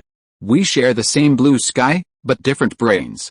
I'll look up to my God again, and pray that God will bless me to fly low over advanced mathematics this year. The above poster's request is so sad. I am different. I just hope to pass the exam. Why don't the domestic big guys speak? Every time it is the international big guys who support my God, the domestic big guys are probably preparing a lecture for my God. I am from Peking University, and our professor mentioned that 2 days ago. The big guys above convene top big guys from various fields such as partial differential equations, topology, differential geometry, etc. together at the Peking University Mathematical Research Center for collective discussion and study, those key awards at home and abroad this year, hey. I want to see my God sweep all the major awards again. I send my heart to my God. Congratulations to my God on this miracle. I think you'll get an award for this achievement. Are you talking about the National Natural Science Awards? Giving my God a first prize isn't asking too much, is it? This is from many knowledgeable people who pay attention to national awards. I want to know when my God will hold a symposium on the NS equations. This time, I'm going to do everything I can to attend, at my own expense. Regarding the Goldbach conjecture, many laypeople didn't even have time to react before the reservations were sold out. This time, many people were eager to grab a spot. After all, the prestige of attending a world-class academic symposium is far more impressive than the pride and honor that can be boasted about at celebrity concerts and meet and greets. When will the symposium be held? This is the question many international scholars have been sending to Kyoto University officials. Invitations are pouring into Kyoto University and Wu Tong's inboxes like snowflakes, leaving Wu Tong once again in a state where his external phone is shut down and won't turn on. In particular, the invitations to contribute to the 4 top journals were more eager than the last, but Wu Tong politely declined them all. The 4 journals were trying to figure out which journal Wu Tong had submitted such a significant result as the NS equations. A result on the scale of the 7 millennium problems was far superior to the usual papers that required extensive review before publication. Furthermore, the 2 papers, infinitely floating manifolds, which were hailed as pioneering mathematical methods for a new discipline, would undoubtedly be worthy of special issues, potentially standing out from other journals. How could they afford to let their rivals surpass them? End of this chapter. Thank you so much for reading until the end. Don't forget to give it a like.